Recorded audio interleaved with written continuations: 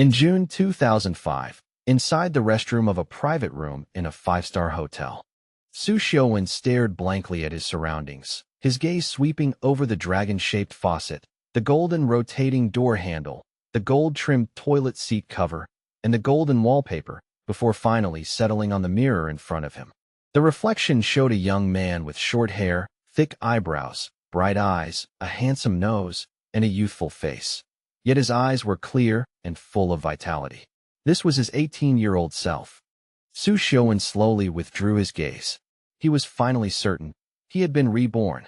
Reborn on the night of the farewell dinner after the college entrance exams in 2005. Thinking of his past life's misfortunes, he laughed hysterically, the sound echoing through the restroom. But as he laughed, tears streamed down his face. Gradually, his emotions calmed. He splashed water on his face, turned off the faucet, and stepped out of the restroom. The private room was bathed in dazzling light. A massive dining table stood in the center, surrounded by dozens of people. As soon as Xiuwen stepped out, he saw Xiao Yu and Xiao Youran standing face to face, with a row of classmates watching behind them. "Youran, from the first moment I saw you, I noticed you. You're beautiful, cute, sweet, innocent, and smart. You're like a fairy from the heavens, and your smile is the most beautiful sight I've ever seen. I really like you. Will you be my girlfriend?" Xiao Yu, with his chubby face, large belly, short limbs, and dressed in an Adidas t-shirt, Nike shorts, and the latest Jordans, had only one defining trait in Xiuwen's mind: extremely wealthy. Xiao Youran, with her long black hair, delicate oval face, and snow-white skin, wore a white short-sleeved dress that revealed her slender, jade-like arms. Whether from heat or shyness, her cheeks were slightly flushed. Seeing Xiao Yu holding flowers and confessing to Xiao Youran, Xiuwen froze. In his past life, he had confessed to Xiao Youran on this very night, only to be rejected. Yet now, after being reborn, he was witnessing Xiao Yu's confession instead. Was this the butterfly effect of his rebirth? Leaning against the wall, Xiuwen narrowed his eyes as he observed the scene before him. He was curious. Would Xiao Youran reject Xiao Yu just as she had rejected him in his past life? Under the watchful eyes of their classmates, Xiao Yuran's expression remained calm. To her, Xiao Yu was just an ordinary classmate. She knew he had a crush on her, but she hadn't expected him to confess in front of everyone at their farewell dinner. She searched for words to soften the blow, but after scrutinizing him, she found no redeeming qualities. Fortunately, she reacted quickly. "Xiao Yu, you're a good person." After a brief pause, she continued, "I don't want to date anyone during college. I just want to focus on my studies. So please don't waste your time on me. You'll definitely meet someone better in the future." Though he had expected rejection, hearing it outright made Xiao Yu's face pale instantly. His chubby hands trembled slightly as he clutched the bouquet. The reactions among the classmates varied. The boys were secretly delighted. Xiao Youran was the goddess of every male student at their school. Even if they knew they stood no chance with her, seeing Xiao Yu get rejected still brought them satisfaction. The girls, however, sympathized with Xiao Yu. In their eyes, Xiao Yu might not have been handsome, but he came from a wealthy family and was romantic and devoted. Xiuwen had also guessed that Xiao Youran would likely reject Xiao Yu, but he hadn't expected her to outright call him a good person. He couldn't help but glance at Xiao Yu, whose face was now filled with disappointment. After being rejected, Xiao Yu's mood soured. Still holding the roses, he said, "Youran, I understand what you mean, but I still want to say, I only like you. No other girl can compare to you in my heart. These flowers were bought for you. Please take them." Xiao Youran remained unmoved. She didn't even want to accept the roses, but wasn't sure how to refuse. Frustrated, she instinctively looked to Xiuwen for help, hoping he would say something to ease the situation. In his past life, Xiuwen had been a hopeless simp, never refusing any request from a girl.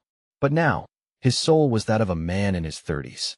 So when Xiao Youran silently pleaded for help, he deliberately averted his gaze.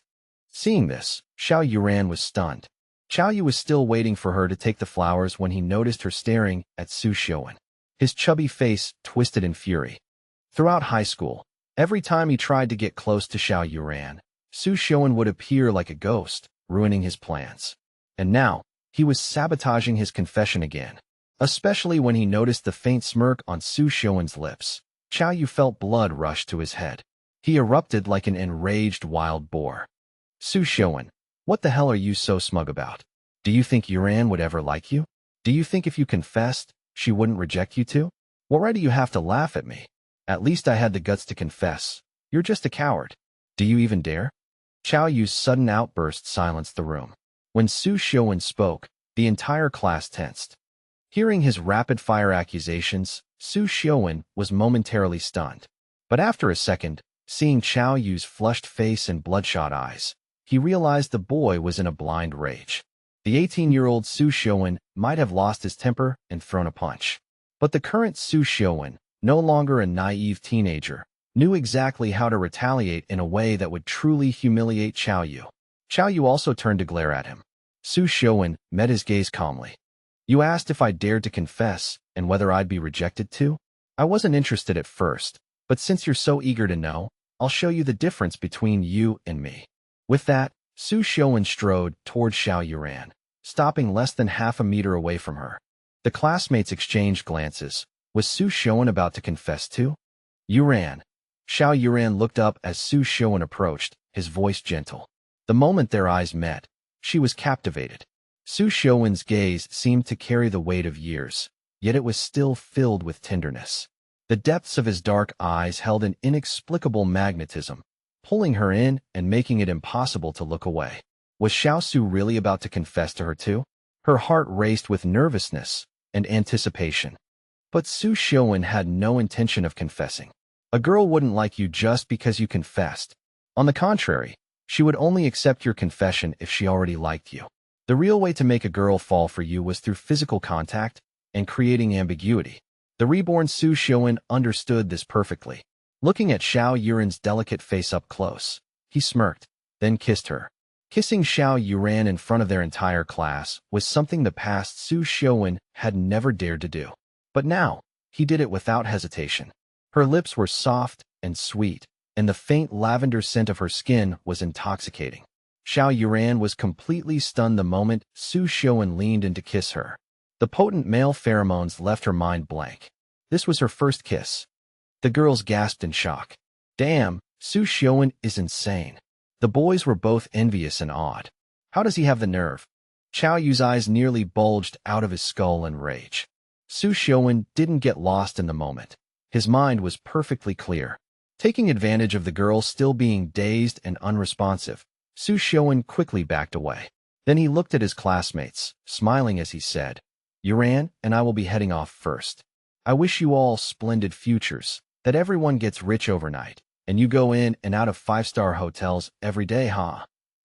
With that, Su Xiuwen pulled the still-dazed Xiao Youran and quickly walked out of the private room. From beginning to end, he didn't even glance at Xiao Yu. Yet his act of ignoring Xiao Yu was tantamount to trampling him underfoot, making it impossible for him to ever recover. The classmates heard Su Xiuwen's words, especially the last part, and understood exactly what he meant.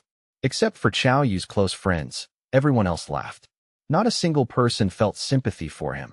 They all looked at Xiao Yu with disdain and contempt. After Su Xiuwen and Xiao Youran left, the others also gradually exited the private room. No one said goodbye to Xiao Yu. Xiao Yu's usual close friends hesitated. Flushed with anger and shame, Xiao Yu roared, "Get out! All of you, get out!" So his friends also left silently. The large private room instantly had only Xiao Yu left. The angry expression on his face, at that moment, was comically absurd. Su Xiuwen led Xiao Youran to the open space outside the hotel. Before he could let go, Xiao Youran suddenly snapped back to reality and immediately pulled her hand free. In Xiao Yuran's eyes, Su Xiuwen had always been obedient to her. But today, Su Xiuwen had actually forcibly kissed her. Su Xiuwen turned around to see the girl's face like frost, frighteningly cold. A pair of beautiful eyes stared intently at him, as if waiting for an explanation. Su Xiuwen had used the girl's first kiss to slap Xiao Yu's face. Logically, he should have felt a trace of apology. But Su Xiuwen remembered his experiences from his previous life and had no desire to apologize. In his past life, the girl had not only rejected his confession but had also strung him along, saying that as long as he agreed to repeat a year of school, she would be his girlfriend the following year. However, when Xiuwen got into the key university the girl attended the next year, what he saw was the girl with a senior as her boyfriend. Years later, he wasn't as angry about the girl's past empty promises. What he cared about more, and even regretted and felt pity for, was his younger self, who had believed Xiao Youran was his one true love, and thus missed out on another girl. Cheng Lu, the white moonlight in his heart. A girl who was better than Xiao Youran in both personality and family background. Xiao Youran, in front of him, was just a sesame seed. His white moonlight, however, was a watermelon. Reborn into this life, he wouldn't give up the sweet and thirst-quenching watermelon for this sesame seed in front of him. This time, Xiuwen wouldn't repeat the same mistakes. Not only would he win back his white moonlight from his previous life, but he would also live more freely and uninhibitedly. Xiuwen's mind was made up. He offered no explanation and turned to leave. As for what Xiao Youran thought or how she viewed him, he no longer cared. Xiao Youran. Xiuwen forcibly kissed her and then just left like that? Was this still the Xiuwen she knew? From childhood, Xiuwen had always been the most important boy in Xiao Youran's life, in some ways even more important than her father. Before high school, Xiuwen's grades were excellent, especially in math. Even though he was busy playing in high school and his grades declined, his math scores remained very good, and math had always been her weak spot. So Xiao Youran had always admired him greatly. Moreover, Xiuwen wasn't just good at academics. He played soccer exceptionally well and was on the school team in middle school.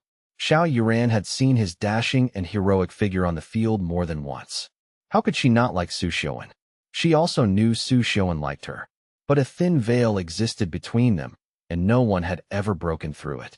Xiao Youran secretly told herself in her heart that after the college entrance exam, as long as Xiuwen confessed his feelings, she would immediately agree. But after the exam, Xiuwen never made a move, and she was very disappointed. Soon after, the college entrance exam results came out. Her scores were very ideal, and she should have been happy, but knowing that Xiuwen had only passed the third-tier university admission line, she couldn't be happy no matter what. This meant they couldn't continue schooling at the same university. And she thought far ahead. What could a graduate from a third-tier university do after graduation? Xiuwen was from a single-parent family, and his conditions were average. If he went to a third-tier university, her mother definitely wouldn't approve of them being together. So she changed her mind again. As long as Xiuwen confessed to her, she would agree to be his girlfriend, but on the condition that he repeat a year of school. She believed in Xiuwen more than anyone. If he put his mind to something, there was nothing he couldn't achieve. If Xiuwen could get into the same university as her, Xiao Youran believed her mother would definitely no longer stop them. But after all her careful planning, Xiao Youran never expected Xiuwen to forcibly kiss her in public. To be honest, when Xiuwen kissed her, she was indeed angry at first, but more than anger, what she wanted was an explanation, an apology. At the very least, shouldn't he have taken the opportunity to confess his feelings? Even if it was fixing the fold after the sheep were lost, or getting on the bus before buying the ticket, it wouldn't be too late. But Xiuwen just turned and left. No explanation, no apology, no confession. She found it completely unacceptable. Xiuwen. The girl suddenly called out to him. What did you mean by that just now? Xiuwen didn't speak. The girl continued. I know you like me, but you shouldn't have. Without my permission. Seeing that Xiuwen didn't even turn his head, the girl felt wronged, and her voice involuntarily softened. I can let what just happened go, but I want to tell you. I know what you want to say. Xiuwen interrupted the girl. He looked at the girl's delicate face and said calmly, Are you trying to say that you don't want to be in a relationship right now? Actually, I've thought about it seriously, and I also think academics are more important at this stage. So don't worry, I won't pester you again in the future. If we happen to meet, I'll pretend not to know you. Are you satisfied now? All right, since we've made things clear, I'll be going now. Let's part ways here. We'll never meet again. Xiuwen finished quickly, gave a slight smile, and then turned and walked away. This time, he didn't hesitate for a moment. Xiao Youran. Xiuwen had said everything she wanted to say.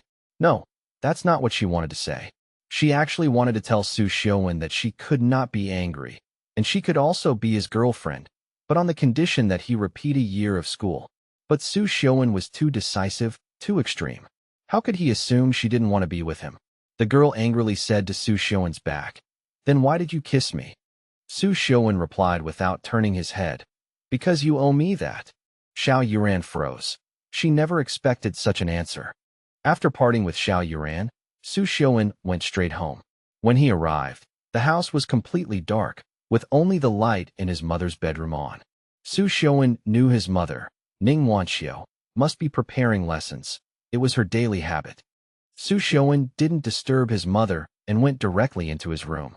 Turning off the light, he lay on the bed, staring blankly at the pitch-black ceiling.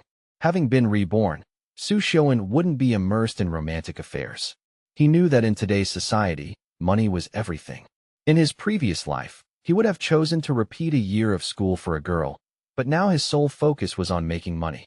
Speaking of making money, in his previous life, he was just an ordinary person. He had never touched lotteries, stocks, funds, or futures. His memory was good. He would basically never forget popular songs, novels, or TV shows once he heard or saw them. He thought of online novels. It was 2005 now, and online novels were flourishing. Works like Zhu Xian and Piao Miao Ji Lu had sparked an online novel craze. Xiuwen had written online novels in his previous life, but they had always flopped, and he could only worship those great online novel authors. But now, many of those famous master authors from his previous life hadn't started writing online novels yet. Fan Rin Xiu Xian Zhuan, Xian and I, Doloa, Dopa. These online novels that would set trends in the future had not yet appeared. Overused themes from later generations, such as the divorce engagement trope, infinite flow, and system flow, were all novel themes now. Xiuwen decided he would make money from online novels. He didn't choose to directly copy famous online novels from his previous life. As an online novel enthusiast and a flopped writer, he was very familiar with various novel tropes. He was very confident that even without plagiarizing, in 2005, he could still thrive and make a name for himself with online novels. Xiuwen was not the procrastinating type. Since he decided to write online novels, he immediately acted. Xiuwen got up, turned on the computer, opened a TXT document, and prepared to write. He suddenly stopped. No, although online novels could make money, they were also divided into male-oriented and female-oriented categories. Male-oriented novels required 300,000 characters to be published, which was too slow for Xiuwen. Xiuwen couldn't wait for 300,000 characters. And after careful thought, it was better to write a female-oriented novel. Not only because it could be published after tens of thousands of characters, but also because he would feel somewhat embarrassed to copy male-oriented novels, whereas there was no such concern with female-oriented ones. As Kong Yiji would say, stealing books cannot be considered stealing. Stealing books. How can it be called stealing when it's a scholar's business? For scholars, copying cannot be called copying. It can only be called drawing inspiration. However, there were many classics in the female-oriented category too, and Xiuwen hadn't yet decided which one to draw inspiration from for a while. Before writing, Xiuwen specifically checked online to prevent writing a duplicate book.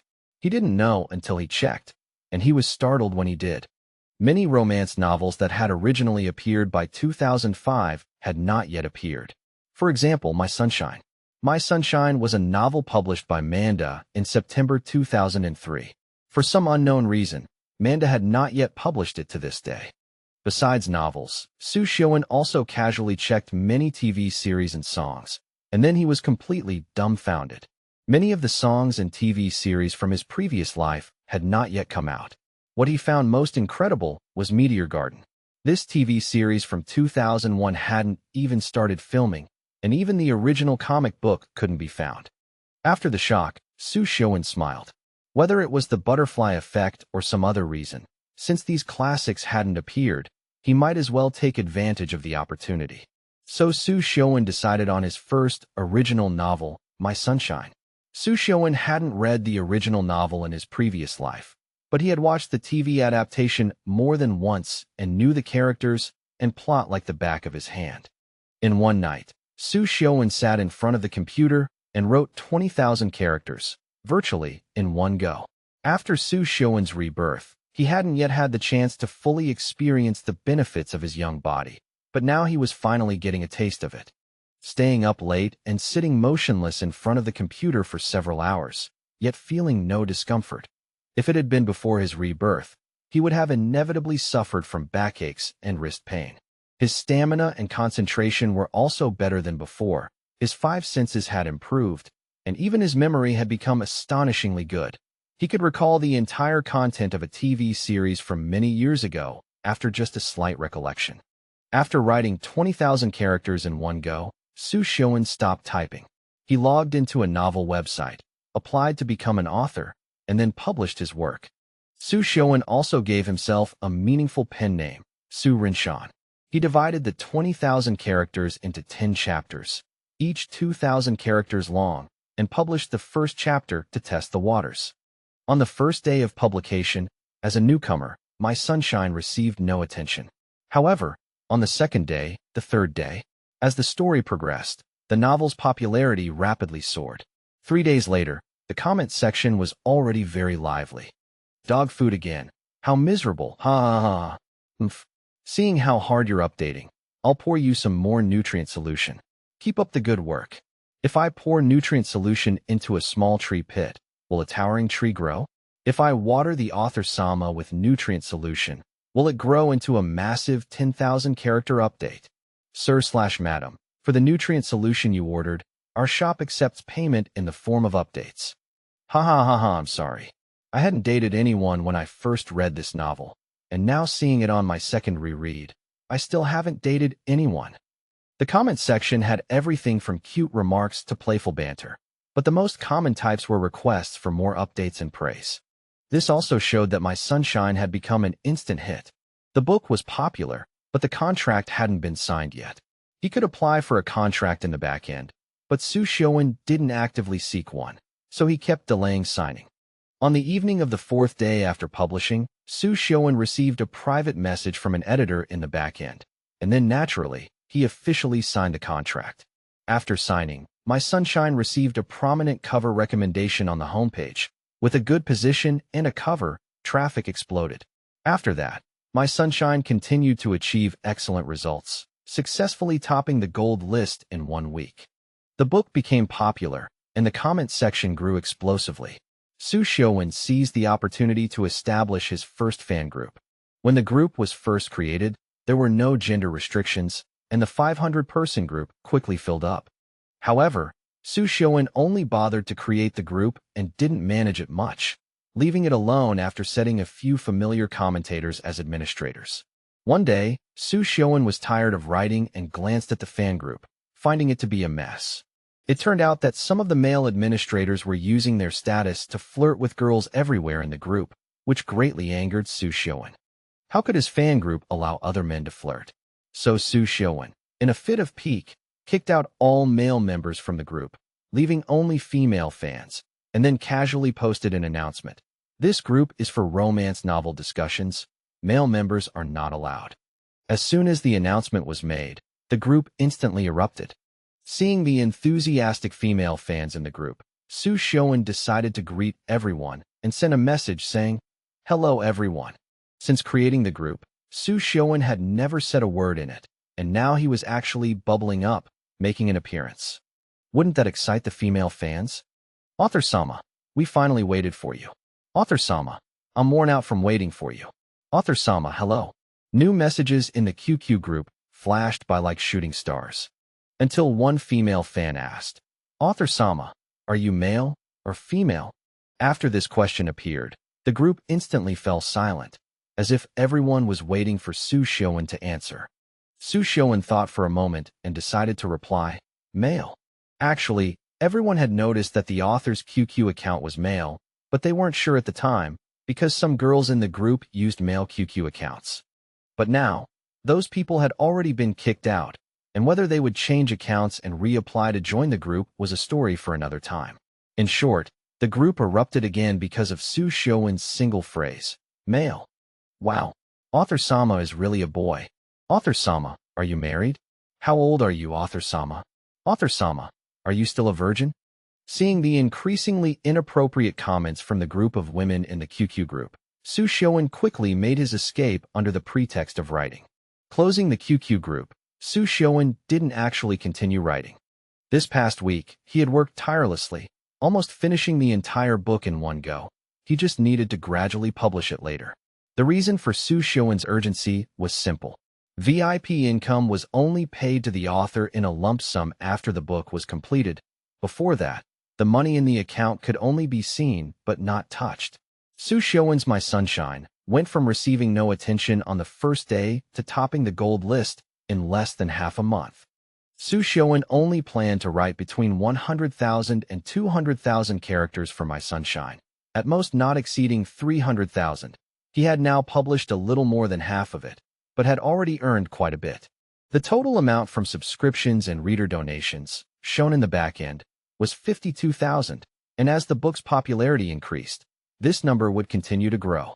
By the time it was completed, Xiuwen estimated it would be at least 100,000. It wasn't a huge amount, but it wasn't little either. But this was money Xiuwen earned in less than a month.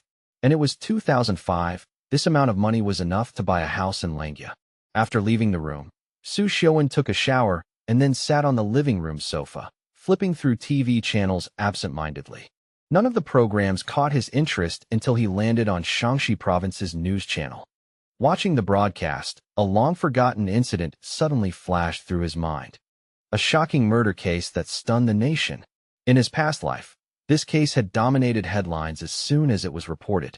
The criminal was a human trafficker who had been evading police capture. On the day of the crime, the fugitive happened to be near Xi'an and, in a desperate move, hid in a women's restroom, leading to a horrific incident that left 9 dead and 1 injured. Later police reports revealed that the criminal had impulsively committed the murders after believing a female student had recognized him and feared she would report him. Xiuwen remembered this case vividly because it had been reported on the same day he was preparing to repeat his senior year at Maochong High School. At noon, while watching the news, he had seen the coverage. He recalled that the crime occurred on July 3 RD, and today was July 2 ND, which meant the tragedy would happen tomorrow. With less than 24 hours left, Xiuwen's first instinct was to call the police, but he quickly dismissed the idea. He was currently in Langia City, still under 18, and if he reported that a fugitive would commit murder in a Xi'an women's restroom without any evidence, what cop would believe him? Worse, if the criminal escaped due to a failed arrest, it would only alert them and make things more dangerous. But there was another reason Xiuwen couldn't ignore. The police had issued a 50,000 yuan reward for any credible leads on the fugitive. Even if saving lives wasn't motivation enough, the reward alone made it impossible for him to stay idle. Xiuwen made his decision instantly. He had to go to Xi'an. Too many years had passed, and he only remembered the crime happened in the afternoon, but the exact time eluded him. Given that, he estimated he had less than a day to act. Xi'an was over 1,000 kilometers from Langia. This wasn't just urgent, it was a race against time. Without wasting another second, Xiuwen rushed to his mother's room, took 1,000 yuan from her savings, and bolted out the door. He headed straight to the train station. Luck was on his side. A train from Nanjing to Xi'an was scheduled to pass through Langia. The train departed Nanjing South Station at 7 p.m. on July 2nd, arriving at Langia North Station by 8:00 p.m. All seated tickets were sold out, so Xiuwen bought a standing ticket and boarded just before departure. Once on the train, he finally let out a small sigh of relief. Trains in 2005 were mostly slow, overcrowded, noisy, and reeked of sweat and smoke, but none of that mattered now. July 3rd, 11 a.m., the train finally arrived in Xi'an. Xiuwen was exhausted. He hadn't taken an old-fashioned train in years, let alone stood the entire way. The journey had been brutal. Thankfully, his 18-year-old body could handle it. If this were his older self, he'd probably be collapsed on the floor by now. Stepping out of the station, Xiuwen took in the sight of Xi'an railway station.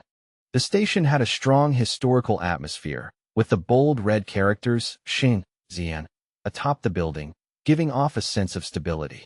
Below the characters was a prominent white clock, its hands guiding countless travelers, some heading home, others toward distant destinations. Outside the station, The plaza was bustling with vendors selling snacks, trinkets, and all sorts of small goods. But Xiuwen wasn't here to sightsee. Tom was running out. At 11:10 a.m., he rushed to a nearby newsstand and quickly found a newspaper with the fugitive's wanted poster. The criminal was a middle-aged woman in her 40s, with an ordinary face that could easily blend into a crowd. The only distinguishing feature was a black mole the size of a red bean on her neck. Xiuwen burned her image into his memory, then immediately hailed a taxi to Xian High School. The chatty driver tried making small talk, but Xiuwen ignored him, his mind racing. By 11:30 a.m., he arrived at the school gates, where dozens of parents were already waiting to pick up their children. Xiuwen knew the fugitive was likely among them, but he couldn't recklessly search. If he spooked her, she might pull out her gun and start shooting. Instead, he calmly positioned himself where he had a clear view and scanned the crowd with his peripheral vision. But there were too many middle-aged women, making it nearly impossible to spot the fugitive. Then, an idea struck him. Since the crime happened in a women's restroom, maybe he could ambush her there. Xian High School had multiple restrooms, but since the victims were students, the likely location was inside the school building. The school had semi-closed management. Outsiders were only allowed in during lunch or after school. But Xiuwen had a plan. He approached the security guard and lied. "I'm from class 2. I overslept and missed class." To his relief, the guard simply gave him a strange look but didn't question him. Why would a student sneak into school instead of out? The guard probably thought. Once inside, Xiuwen sprinted toward the nearest teaching building. The restroom was easy to find. First floor, southeast corner. When he arrived, the area was empty. Unsure if anyone was inside, he waited 5 tense minutes. When no one came out, he stealthily entered the women's restroom. The moment he stepped in, the school bell rang. Xiuwen jumped in fright, his body stiffening as he instinctively quickened his pace. But before he could even process the restroom's layout, the last stall door creaked open. A girl not in uniform stepped out. Xiuwen froze. His pupils dilated in shock. Not because he'd been caught in the women's restroom, but because he recognized the girl. "Cheng Lu," he blurted out in disbelief. Of all people, he never expected to run into her. Inside a Xian High School restroom. Today was the day to fill out university applications in Shaanxi province. Cheng Lu scored 613 on her college entrance exam this year, ranking 98th in Shaanxi province. Her father had already helped her choose a university, Jinling Jiaodong University. Judging by Jiaodong University's previous admission scores, Cheng Lu's score was more than ample. After submitting her application in the school computer lab, Cheng Lu made a detour to the girls' restroom. Cheng Lu never would have imagined that in this girls' restroom, which she had visited countless times over her 3 years of high school, she would one day run into a boy. Why was there a boy in the girls' restroom? Perhaps he'd made a mistake, or perhaps he was a pervert curious about the girls' restroom. Cheng Lu didn't care. But after he saw her, the expression on his face was overly complex. Surprise? Joy? Concern? Or all of them? Cheng Lu wasn't surprised that the boy recognized her. Although she had never admitted it, she had indeed been named Xian High School's most beautiful campus belle of the past decade. Her name was probably familiar to every male student at Xian High School. Before Cheng Lu could even ponder why the boy in front of her wore such a complex expression, she saw that upon spotting her, he didn't flee from the restroom like a startled puppy. Instead, he lunged at her with incredible speed. What did he want to do? Cheng Lu's mind went blank for a moment. She just started to dodge him, but realized it was too late. He quickly pounced in front of her, then pushed her into the cubicle she had just exited, and shut the door behind them. Cheng Lu finally came to her senses. Although she didn't know what he intended, it clearly wasn't good. A hint of panic finally appeared on the face of the usually calm girl. She could already clearly hear the footsteps of students outside the girls' restroom. She knew that if she screamed, whatever this male student's intentions were, they would surely be thwarted. However, it seemed he had guessed her intention. After closing the cubicle door, he immediately turned and covered her mouth, which was about to scream, with one hand. "Don't scream," she heard the boy say. "Only a fool wouldn't scream," Cheng Lu thought.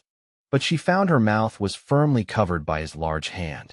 Because Xiuwen used too much force, Her mouth and cheeks were slightly distorted, and the cry for help she tried to utter was choked in her throat.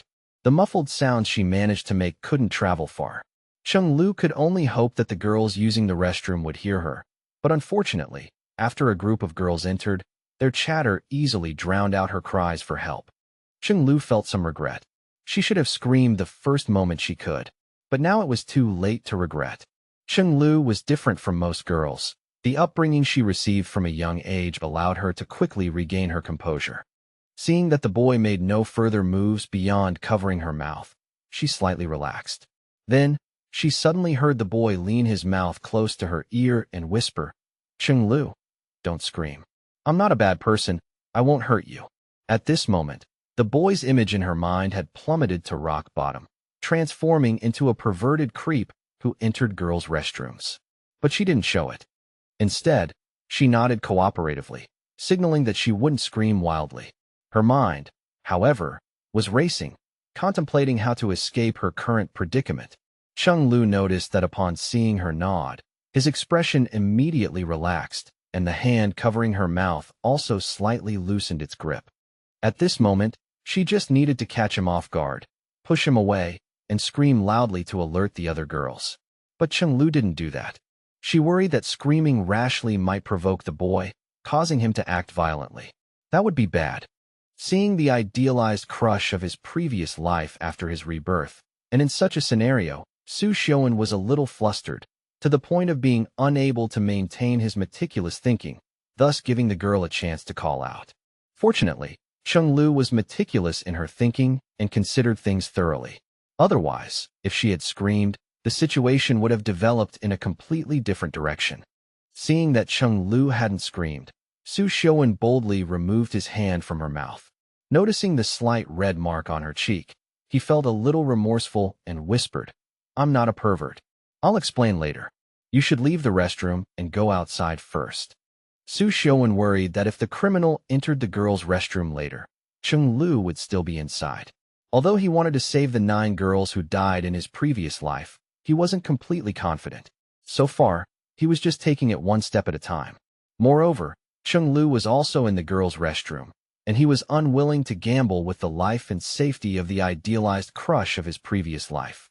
After releasing Cheng Lu, Xiuwen turned and quietly opened the cubicle door a crack. Peering through the gap, he saw that there were no other girls in the aisle. Xiuwen quickly turned back and whispered to Cheng Lu, "Get out now, hurry." Cheng Lu watched Xiuwen's actions, growing increasingly confused. At this moment, she also got a clear look at the boy's appearance. Thick eyebrows, large eyes, handsome features. He definitely didn't look like a lewd pervert, which greatly put her at ease. His actions clearly suggested he had some intention, but what exactly was it? She didn't know. However, since he was telling her to leave, she wasn't going to pretend to be reluctant to go. A wise person does not stand under a tottering wall. A lady naturally follows suit. Cheng Lu decided to leave first. By then, whatever the boy intended to do, she could deal with it calmly. However, just as she was about to step out of the cubicle, he suddenly changed his mind, grabbing her wrist forcefully with his large hand and pulling her back. The force was so great that Cheng Lu almost cried out. At the same time, Cheng Lu saw that the boy had locked the cubicle door again. He looked as if he had seen something terrifying. His body instantly stiffened, and his eyes immediately became grave. What exactly was going on? Confusion, like ivy, climbed all over Cheng Lu's mind. It turned out that Xiuwen had been monitoring the situation outside ever since he opened the cubicle door. His original intention was to have Cheng Lu leave first while the criminal had not yet entered the girls' restroom. However, what he didn't expect was that less than 3 seconds after the cubicle door was opened, he saw a middle-aged woman enter the girls' restroom. Xiuwen had sharp eyes. He immediately spotted the distinctive black mole on the middle-aged woman's neck. The middle-aged woman was wearing a hat and had her head lowered, so Xiuwen couldn't get a clear look at her face. But at this moment, he was almost certain that she was the wanted criminal from the newspaper. Given this, how could Xiuwen still dare to let Cheng Lu leave now? What if the other person suddenly attacked when they brushed past each other? Then Cheng Lu would be in danger. Xiuwen would rather risk his own life than see Cheng Lu in danger. So he temporarily changed his mind and kept Cheng Lu by his side. Although it was still dangerous this way, with his protection, the risk factor should be slightly lower, he thought. Xiuwen knew Cheng Lu must be very confused, but he didn't have time to explain to her. After quickly closing the cubicle door, he immediately turned and made a shush gesture to Cheng Lu. Then he put his ear to the door, holding his breath and listening intently to the sounds outside. The middle-aged woman's footsteps drew nearer and soon stopped right outside their cubicle door. Xiuwen's heart instantly leaped into his throat.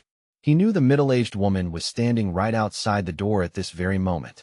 His entire body stiffened, wondering if he had made some mistake that exposed his intentions, allowing her to pinpoint his location so accurately. But now wasn't the time for regret. He hesitated over whether to fling the door open and rush out to fight her to the death. Yet the thought of her having a gun made him reluctant to act recklessly. Then, Xiuwen saw the cubicle door sway slightly, as if someone outside was pushing it. At that moment, his heart felt like it was lodged in his throat. He dreaded hearing the words, "Come out, or I'll shoot." Fortunately, the woman seemed only uncertain whether the last cubicle was occupied and had tested the door. Finding it locked from the inside, she didn't press further and soon stepped into the adjacent stall. Only then did Xiuwen exhale in relief, though he didn't dare breathe too loudly, afraid of drawing the criminal's attention. He even split his exhale into 3 quiet parts. Temporarily out of danger, Xiuwen turned his head and immediately noticed the strange expression on Cheng Lu's face. Clearly, his earlier reactions and movements had not escaped her notice. Seeing the girl's odd look, he didn't explain. Now wasn't the time. His priority was to call the police. But doing so here was impossible. The woman was right next door, and no matter how softly he spoke, she would hear him. The safest option was to go outside to make the call. Listening carefully to the sounds in the restroom, Xiuwen searched for the right moment to leave. At present, aside from the last 2 occupied stalls, several others also had girls inside. He could even hear the sounds of urination and splashing water. In contrast, the neighboring stall was eerily quiet. Xiuwen felt deep sympathy for the oblivious girls. They had no idea a wanted criminal was among them. A single careless action or word from them could provoke her.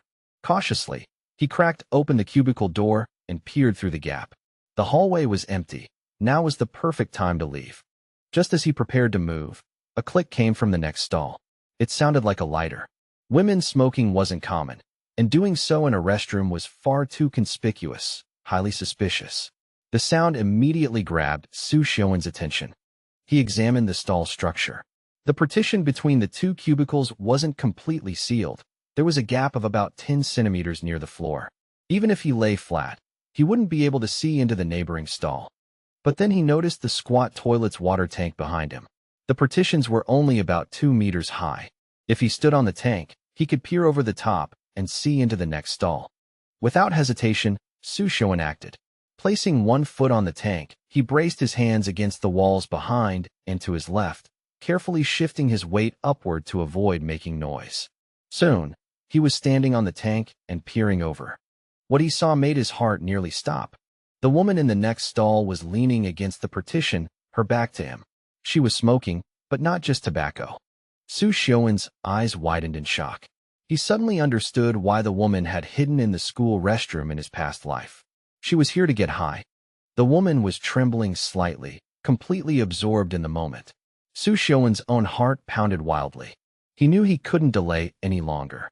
But just as he prepared to leave and call the police, fate played a cruel joke. The woman's black bag, tucked under her arm, slipped to the floor. Its zipper was open, and a small pouch tumbled out, landing right beneath the partition between the second-to-last and third-to-last stalls. A girl was currently using the third stall. No, Xiuwen silently screamed, praying she wouldn't pick it up. But against his hopes, the girl noticed the pouch and instinctively reached for it. "Huh? What's this?" she murmured. "Damn it." Xiuwen's stomach dropped. Sure enough, the woman immediately stopped smoking, swiftly scooping up her bag and stuffing the spoon and lighter inside. Afraid she might look up and see him, Xiuwen quickly climbed down from the tank. Then came the sound of the neighboring stall door opening. Footsteps followed, stopping right outside the third stall. "Girl inside, come out for a second," the woman said, her voice deceptively calm and friendly, like a kindly auntie. The unsuspecting girl, having just finished, wiped herself, pulled up her pants, and opened the door, only to freeze in terror at the sight of a gun-wielding criminal. "Ah!" she screamed, dropping the pouch in shock. The woman, enraged by the noise, lunged forward and slapped the girl hard across the face. The blow was vicious. The girl's scream cut off instantly as she reeled from the strike. Though her scream had stopped, the sound had already drawn the attention of the other girls in the restroom. Several quickly finished up, stepped out of their stalls, and froze at the sight of a woman pointing a gun at them. "Don't scream, or I'll kill you," the woman snarled. The girls were petrified. Realizing the situation had spiraled out of control, the woman barked, "Everyone's still in a stall. Get out now." Things were moving too fast. Xiuwen was overwhelmed with regret, but it was too late for second thoughts. His mind raced for a solution, but time was running out. Worse, the woman threatened again. "If you don't come out, I'll shoot." Two girls who had hoped to hide in their stalls now had no choice but to step out. "What do I do?" Only Xiuwen's stall remained unopened, and the woman knew someone was inside. Panic set in. Beads of sweat rolled down his temples. Then, just as all seemed lost, someone he had nearly forgotten stepped forward. Cheng Lu suddenly stepped in front of Xiuwen.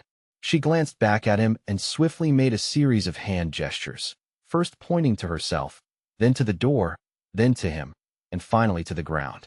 Not a single sound escaped her lips, but Xiuwen understood immediately. She was telling him to stay in the stall while she went out alone. His first instinct was to stop her. The middle-aged woman had a gun. Who knew when she might pull the trigger? But he couldn't interfere. Cheng Lu going out alone was the smartest move right now. Cheng Lu, however, wasn't overthinking it. She finally understood why this boy had been hiding in the women's restroom.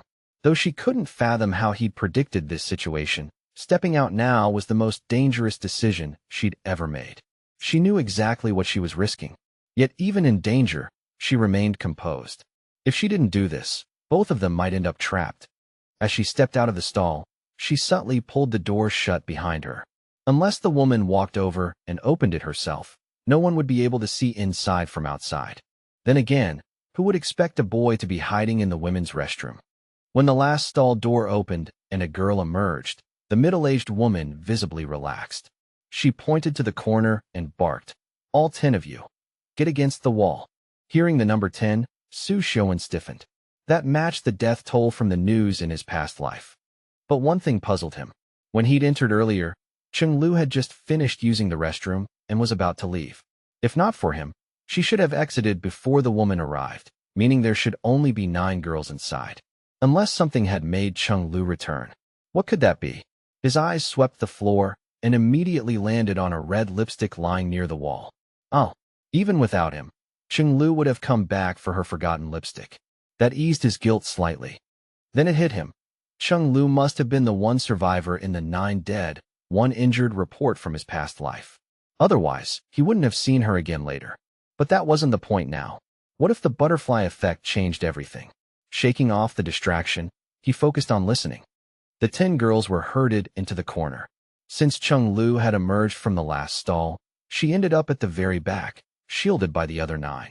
A few girls were quietly sobbing, while others stood frozen in terror.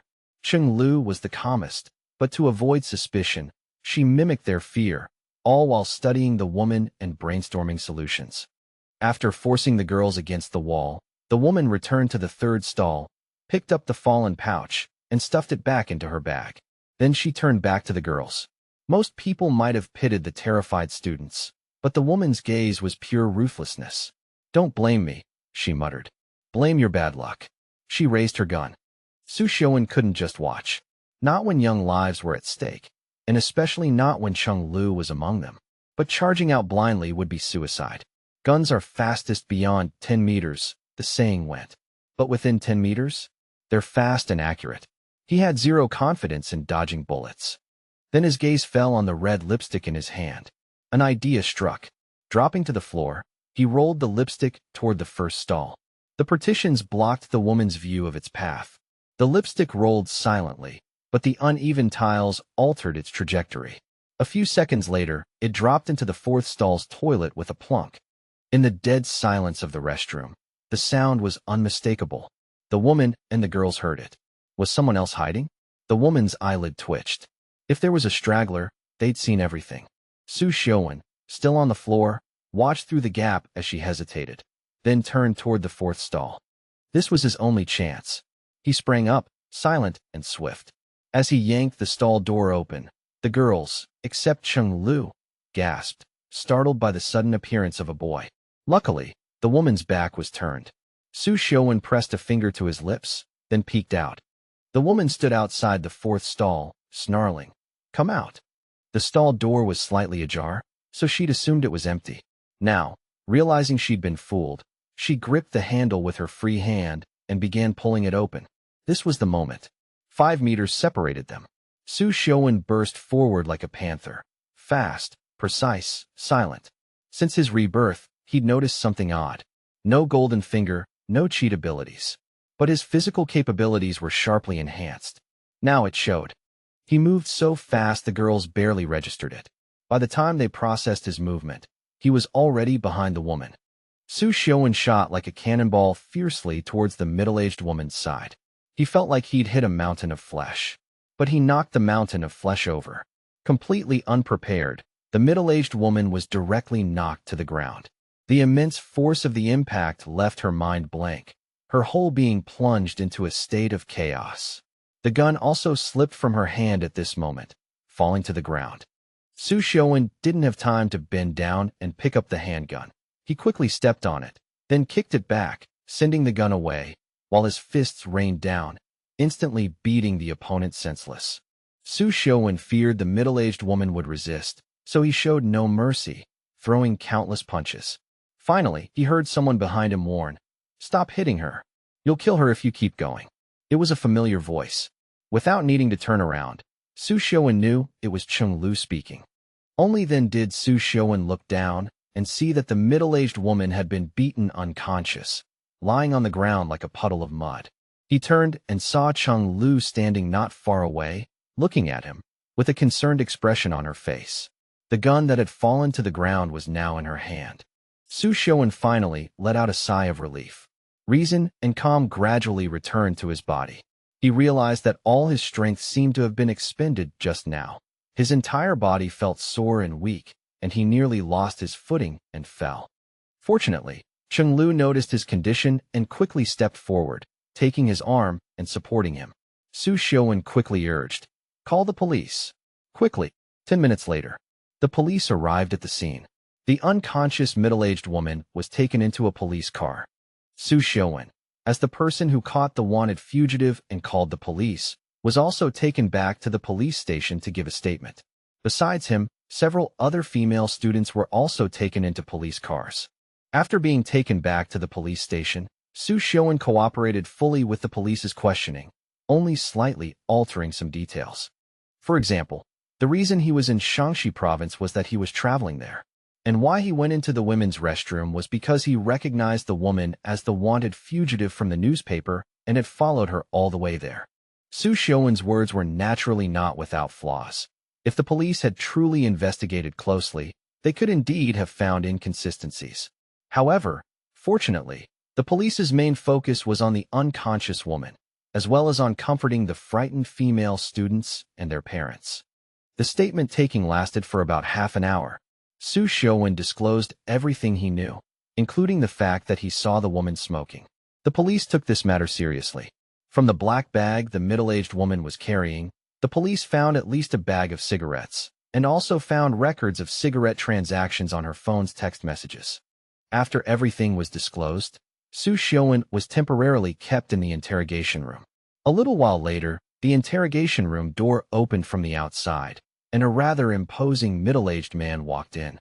Xiuwen didn't recognize him, and only through the reminder of a young police officer nearby did he learn that the man was Chief Cheng Xingbang. As soon as he entered, Cheng Xingbang praised Xiuwen profusely. Facing the chief's praise, Xiuwen remained calm, not getting carried away with pride. "Chief Cheng, I was just lucky enough to recognize her as the wanted fugitive, which is why I followed her all the way to the women's restroom. Actually, I was quite scared at the time." Hearing this, Cheng Xingbang laughed heartily. Brave and resourceful, young man. You did well. By the way, you can just call me Uncle Cheng. Although Xiuwen was surprised, he immediately went along with it and changed his address, calling him Uncle Cheng. Cheng Xingbang looked Xiuwen up and down, a flicker of appreciation in his eyes, and asked, "You're still in school, aren't you?" Xiuwen nodded. "Yes, I am a student." "Oh, then where do you go to school?" Xiuwen wanted to say high school, but after thinking for a moment, he didn't say it. Instead, he said, Jinling Jiaoda. Jinling Jiaoda. This was the university Xiuwen attended in his previous life after retaking the exams, and it was also the university where Xiao Youran and Cheng Lu studied. Although Xiuwen's grades in this life wouldn't get him in, he had a special affection for this school. So, he said it naturally at this moment. And just before ending, he added, "I'm not yet. It'll be when school starts." "All right, I understand." Cheng Xingbang nodded. He reached out and approvingly patted Xiuwen's shoulder, saying, "We have a reward for providing clues and information to catch Zhang Li, a total of 50,000 yuan. You caught her, so these 50,000 yuan are yours." The Xian police placed great importance on arresting Zhang Li. Xiuwen had already known the reward was 50,000 yuan. This was money he deserved, so Xiuwen naturally accepted it without reservation. When he left the police station, Xiuwen now had 50,000 yuan in cash on him. He stood outside the police station gate, looking back, as if searching for someone's figure. Unfortunately, he couldn't see Cheng Lu. This matter had come to a close for now, and Xiuwen was preparing to leave Xi'an for home. However, not being able to see Cheng Lu one last time before leaving felt like a great pity. Regarding this trip to Xi'an, although there were some twists and turns, and he was somewhat careless, fortunately, his merits compensated for his faults, and the final outcome was good. However, what satisfied Xiuwen the most was not the 50,000 yuan in his pocket. It was that he had saved Cheng Lu. Before deciding to come to Xi'an, he didn't know that Cheng Lu was the one injury out of 9 deaths and 1 injury from his previous life. If he had known, he would have come even earlier and made a more detailed and meticulous plan. Cheng Lu. Xiuwen silently repeated the name. Only now did he have the time and the mood to recall every moment of seeing Cheng Lu just now. Cheng Lu in this life was somewhat different from Cheng Lu he saw in his previous life. The Cheng Lu of his previous life, when he first saw her, had long hair draped over her shoulders, wearing a blue and yellow floral shirt tucked into tight jeans. Her shoes were black soft fabric flats with small round buckles and red flowers, somewhat like ballet shoes. So beautiful. Even after more than a decade, recalling the first time he saw Cheng Lu, Xiuwen still couldn't help but sigh. That girl's figure had long been etched into his heart. Even after another decade or more, he wouldn't forget. And the Cheng Lu he saw today, though also very pretty, had her hair tied up, so her demeanor wasn't as striking as in his previous life, but she was still very beautiful. Thinking of Cheng Lu, Xiuwen quickly became depressed again. In his previous life, he saw Cheng Lu when he was a junior, and she was a sophomore. She was 1 year his junior, accounting for his year of retaking exams. She was 2 years his junior. That meant the current Cheng Lu had just started her first year of high school. To meet and reunite with Cheng Lu again on the beautiful Jiaoda campus, he would have to wait at least 2 more years. 2 years was neither long nor short. Xiuwen originally thought it didn't matter, but after seeing Cheng Lu today, the yearning deep in his heart grew stronger, and he became a bit impatient. It wasn't that he hadn't considered using this opportunity to get to know Cheng Lu, then contact her later via QQ, text messages, or letters, to achieve a slow simmer effect. But after thinking about it, he decided against it. After all, Cheng Lu was only in her first year of high school. What if she fell in love, causing her grades to drop, and she ended up not getting into Jiaoda? Leaving aside whether Cheng Lu would resent him, Xiuwen himself wouldn't be able to live with it. That same evening, Xiuwen bought a train ticket to return. Before entering the station, Xiuwen stood on the plaza in front of Xi'an railway station. He turned and glanced behind him, looking at Xi'an's beautiful sky, and softly said, "Goodbye, beautiful Xi'an, goodbye, Cheng Lu." With that, he turned and walked into the railway station, leaving without looking back. On the way back, with 50,000 yuan tucked in his pocket, Xiuwen splurged on a sleeper train ticket. Once aboard, the tension that had been gripping him finally eased, and exhausted, he fell asleep the moment he lay down. When he woke up, it was already July 4th. Compared to the sleepless night he'd endured on the way there, the return trip was far more comfortable. After more than 10 hours of deep sleep, he felt refreshed and full of energy. By the time he got home, it was already afternoon. Xiuwen booted up his computer to update his novel and logged into QQ. He had planned to check his reader group first, but a message from Xiao Youran popped up before he could. The message, sent at noon, read, "Why didn't you go to school to fill out your college application today? Are you planning to retake the exams?" Xiuwen frowned. The word retake instantly dragged up memories of his past life, of all the suffering he'd endured. So he replied bluntly, "What's it to you?" Xiao Youran, who happened to be online, was left speechless. He was the one who had kissed her out of the blue. She hadn't even gotten angry at him, yet he was the one acting cold. And then he'd vanished without a word. In the past, it would have been unthinkable for Xiuwen to go a single day without messaging her. If any other boy had kissed her like that, Xiao Youran would have snapped immediately. But because it was him, she hadn't been angry, just hurt. He was the one who had kissed her. She hadn't even rejected him. So why hadn't he given her a chance to explain? Why had he assumed she'd say no, spouted all that nonsense, and then disappeared? And now, after she'd swallowed her pride and reached out first, he was the one being rude. Xiao Youran was furious and heartbroken. As the only child in a loving family, she had grown up spoiled, and though she appeared graceful and mature to outsiders, around those close to her, especially Xiuwen, her willful side always showed. Over the years, Xiuwen had constantly orbited around her, coaxing her through every tantrum. But now, she was really angry. Her fingers flew across the keyboard. "Fine. You said it yourself. From now on, I won't care about anything you do. Let's pretend we don't know each other. We're done." 5 minutes passed with no reply. Panic crept in. She sent another message. "Xiuwen, are you mad at me?" But Xiuwen wasn't waiting around for her replies. After sending his last message, he had already dived into his reader group, enjoying the lively, and often risque, banter among his female fans. Humph. These girls were way more fun than Xiao Youran. When he finally saw her follow-up messages, he smirked. "Shouldn't I be?" He ignored her and kept scrolling through the group chat. Xiuwen. Xiao Su. After 3 more unanswered messages, Xiao Yuran's frustration boiled over. Xiuwen, annoyed, finally replied. "Xiao Youran, cut it out. If you don't want to date, why keep bothering me?" He didn't know how she'd react, but her response came quickly. "Just because I don't want to date doesn't mean we can't be friends." Huh. Seeing his dismissive reply, Xiao Youran typed tearfully. "I never said I didn't want to. You didn't even let me explain. And you never even confessed properly. Xiao Su, can't we just stop fighting?" Xiuwen and Xiao Youran had been childhood friends for 18 years. Their bond ran deep. When they were younger, Xiao Youran would throw fits whenever her family visited relatives during the new year, because being apart from Xiuwen for even a few days was unbearable for her.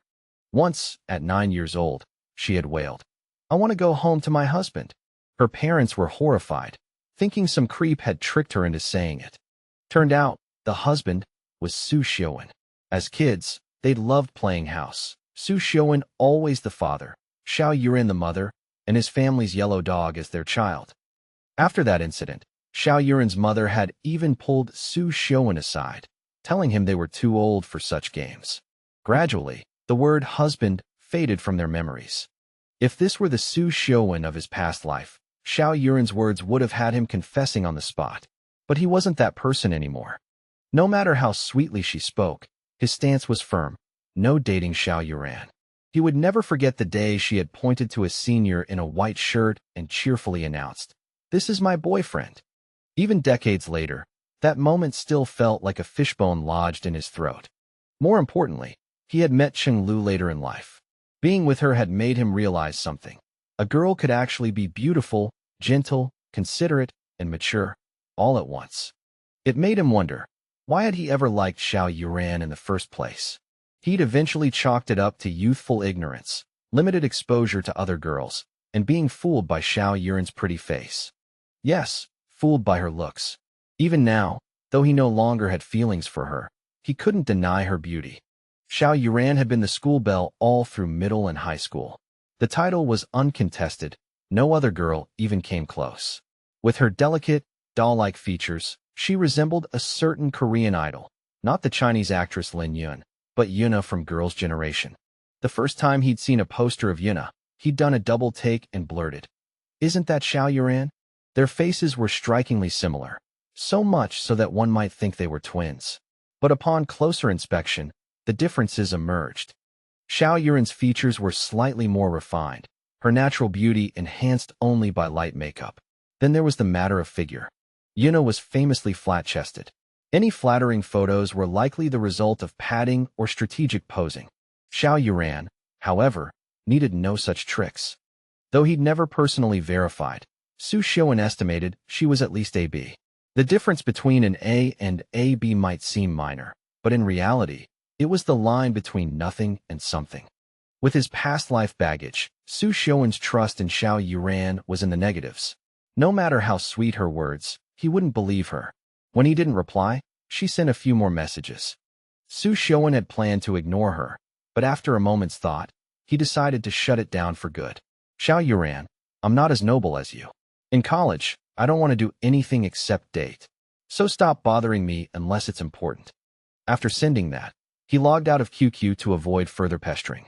Xiao Youran, reading his final message, was both furious and heartbroken, her eyes brimming with tears. She typed angrily, "Xiuwen, you're the worst. I'm never talking to you again." But less than 3 minutes later, she was staring at her screen, only to see that his status had gone offline. This Xiuwen wasn't the same pushover from his past life. He had pride now, and he was young. There would be plenty of beautiful girls in his future. No need to hang himself on Xiao Yuran's tree. At 8 p.m., Ning Wanqi finally got off work and came home.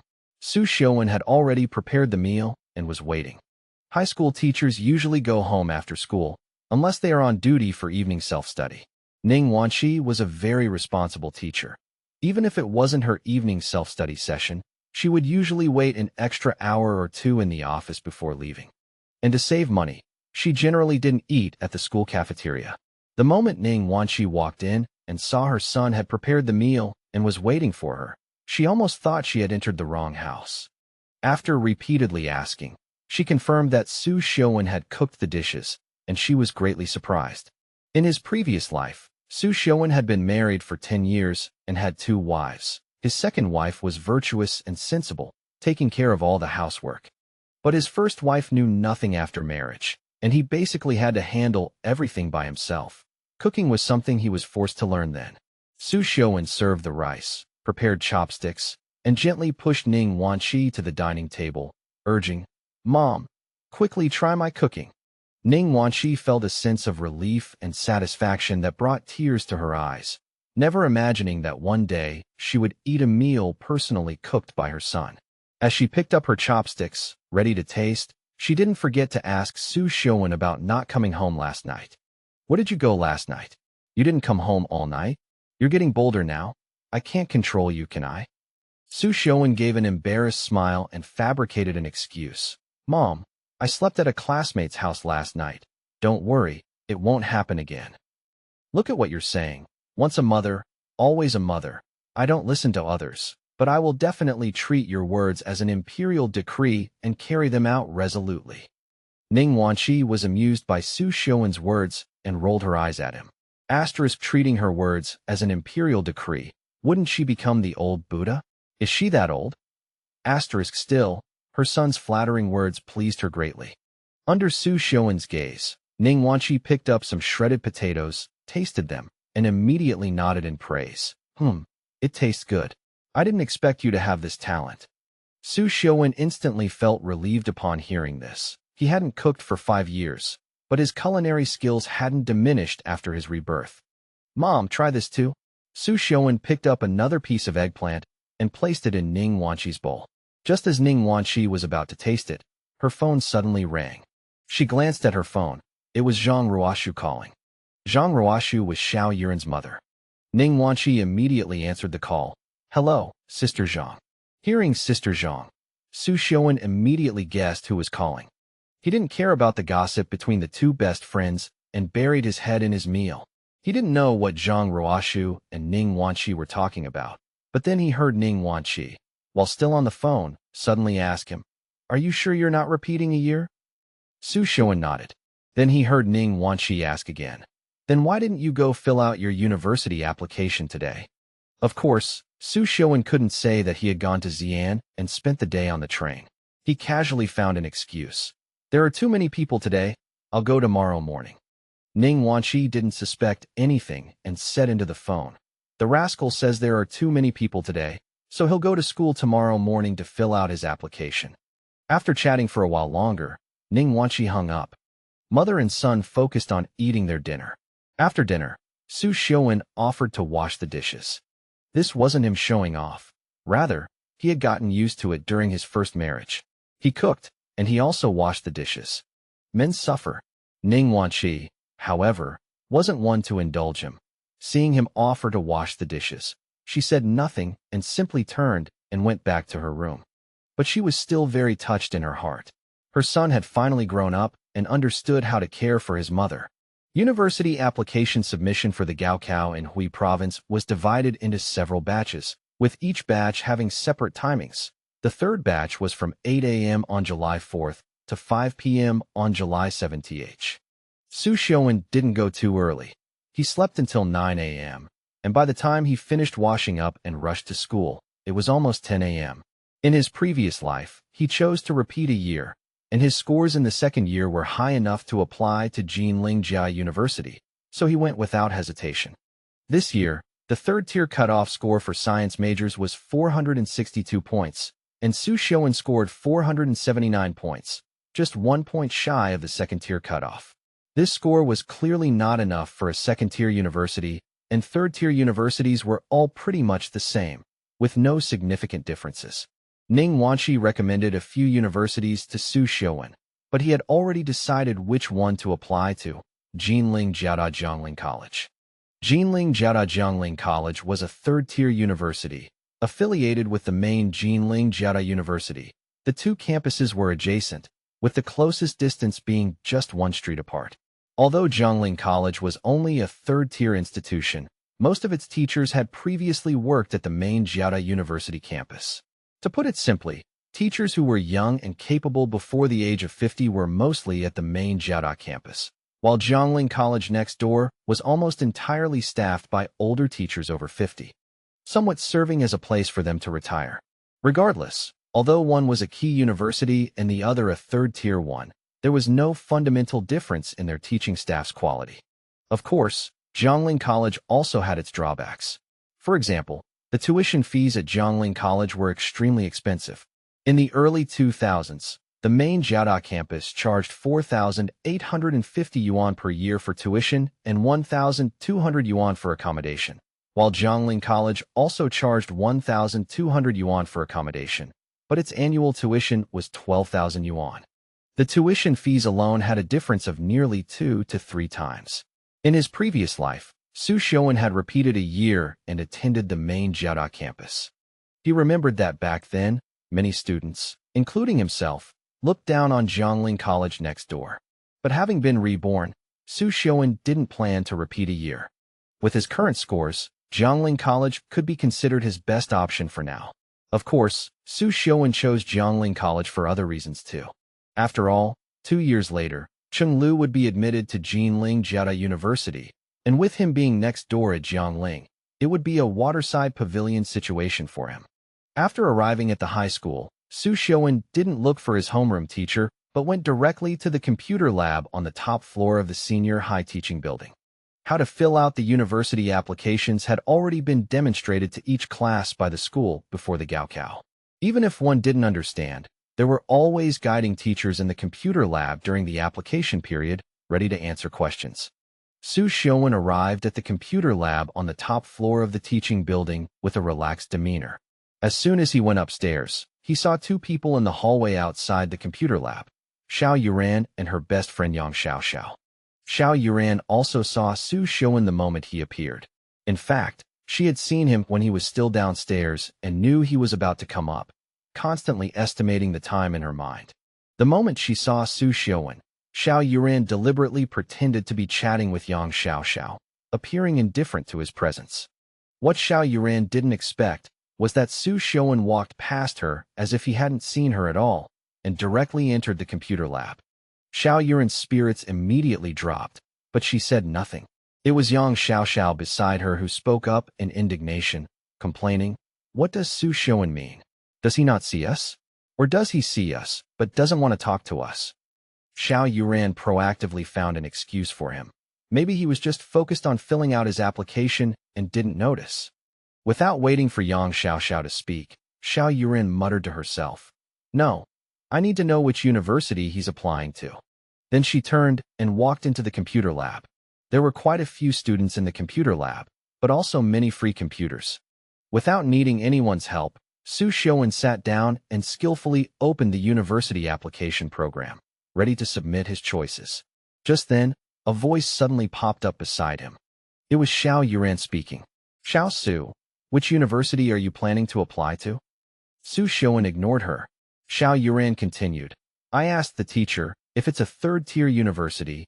Jinling Institute of Technology isn't bad. If you don't know what to apply for, you can choose this one." Young Xiao, for some reason, spoke harshly from the side. "Youran, don't mind him. It's best if he applies to a northern university, far away from you." Xiuwen still ignored them. He quickly found Jinling Jiangling College, filled in the information, and submitted it. The entire process took less than 3 minutes. Xiao Youran naturally saw the university he had chosen. Unlike young Xiao's reaction, her first reaction was confusion. Jinling Jiada? Xiao Youran had applied to Jinling Jiada herself, so why did Xiuwen apply to Jiada too? With his scores, he couldn't possibly be admitted. Did he have no intention of being admitted at all? Was he deliberately doing this so he could legitimately retake the college entrance exam? Xiao Youran knew Xiuwen was a proud boy. When he was little, he often got into fights with other boys in class over trivial matters of pride. Xiao Youran had subtly suggested he retake the exam before, but he had strongly opposed it, as if retaking it was a great humiliation.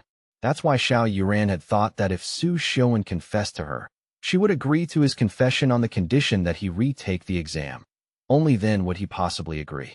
But Xiuwen hadn't confessed, and he had been so cold recently that Xiao Youran had almost given up hope. She never imagined he would find this way to retake the exam. Xiao Youran was thrilled. The thought of Xiuwen retaking the exam, getting into Jiada next year, and them being able to be together openly, without her mother's opposition, made all her grievances, sadness, and anger from the past few days instantly vanish. She was immersed in joy, her eyes crinkling into a smile. Xiuwen inadvertently caught sight of Xiao Youran's expression. Based on his past understanding of her and connecting it to the university he applied to, which someone unfamiliar with the situation might genuinely mistake for the same university, he realized something. He wasn't the type to ruin someone else's happiness, but facing Xiao Youran, he felt it was better to clarify things. "Xiao Youran, I applied to Jiangling College, which is a third-tier university. It's not your Jiada. With my scores, I'll definitely be admitted. So don't dream about me retaking the exam." Ah! Still lost in her joy, Xiao Youran was stunned speechless by Xiuwen's words. As she came back to her senses and was about to ask, she saw Xiuwen had already gotten up and left, without a trace of lingering. Xiao Yuran's mouth instantly pursed in grievance, but she didn't dare say much, only hurriedly chased after him. Xiuwen saw her catching up and asked irritably, "Why are you following me?" Xiao Yuran's heart was a mix of confusion and grievance. She turned her head, avoiding Xiuwen's eyes. Can I go home?" Xiuwen glanced at young Xiao beside them and said sarcastically, "Xiao Youran is going home. Are you following her too? When did you start living in the same neighborhood as her? How come I don't know?" Young Xiao felt her pride stung by Xiuwen's sarcasm. She suddenly stopped and shouted at Xiuwen. "Xiuwen, why are you acting so arrogant? And aren't you going too far? That night you clearly forced a kiss on Youran. She should be the one angry. You're the one who did wrong. And not only do you not apologize or take responsibility, you're throwing a tantrum. Why should you?" Yang Xiao was the vice class monitor and English subject representative. She had scolded and criticized Xiuwen several times in high school before. However, those instances mostly involved criticizing him for lacking ambition, always thinking of playing, and telling him not to hold the class back. Xiao Youran used to think Yang Xiaoxiao was right, because she also believed Xiuwen should play less and study more. But this time, although Yang Xiaoxiao was speaking up for her, it wasn't a scene Xiao Youran wanted to see. So, as soon as Yang Xiaoxiao spoke, a worried expression appeared on Xiao Yuran's face. These days, she felt Xiuwen was a bit of a stranger, so much so that it frightened her. She didn't want their relationship to worsen because of Yang Xiaoxiao. She hadn't seen Xiuwen for almost half a month, the first time in so many years, and she was so unaccustomed to it that she couldn't sleep soundly at night. Xiuwen was annoyed by the disturbance, and since Xiao Youran was right there, he thought it best to clarify everything face-to-face once and for all, saving him from having to explain repeatedly later. He took a deep breath, then said, "Yes, I'm the one who did wrong. I really shouldn't have kissed her. I can apologize now. As for taking responsibility, Yang Xiaoxiao, are you mistaken? Xiao Youran herself said she doesn't want to date in university, but I'm different. I love the sweet and sour taste of love. We're on different paths. What do you want me to do?" As he spoke, he turned to Xiao Youran. "You want me to take responsibility, right? Okay, then I'll confess. Xiao Youran, I quite like you. Do you want to be my girlfriend, or strangers from now on? You choose."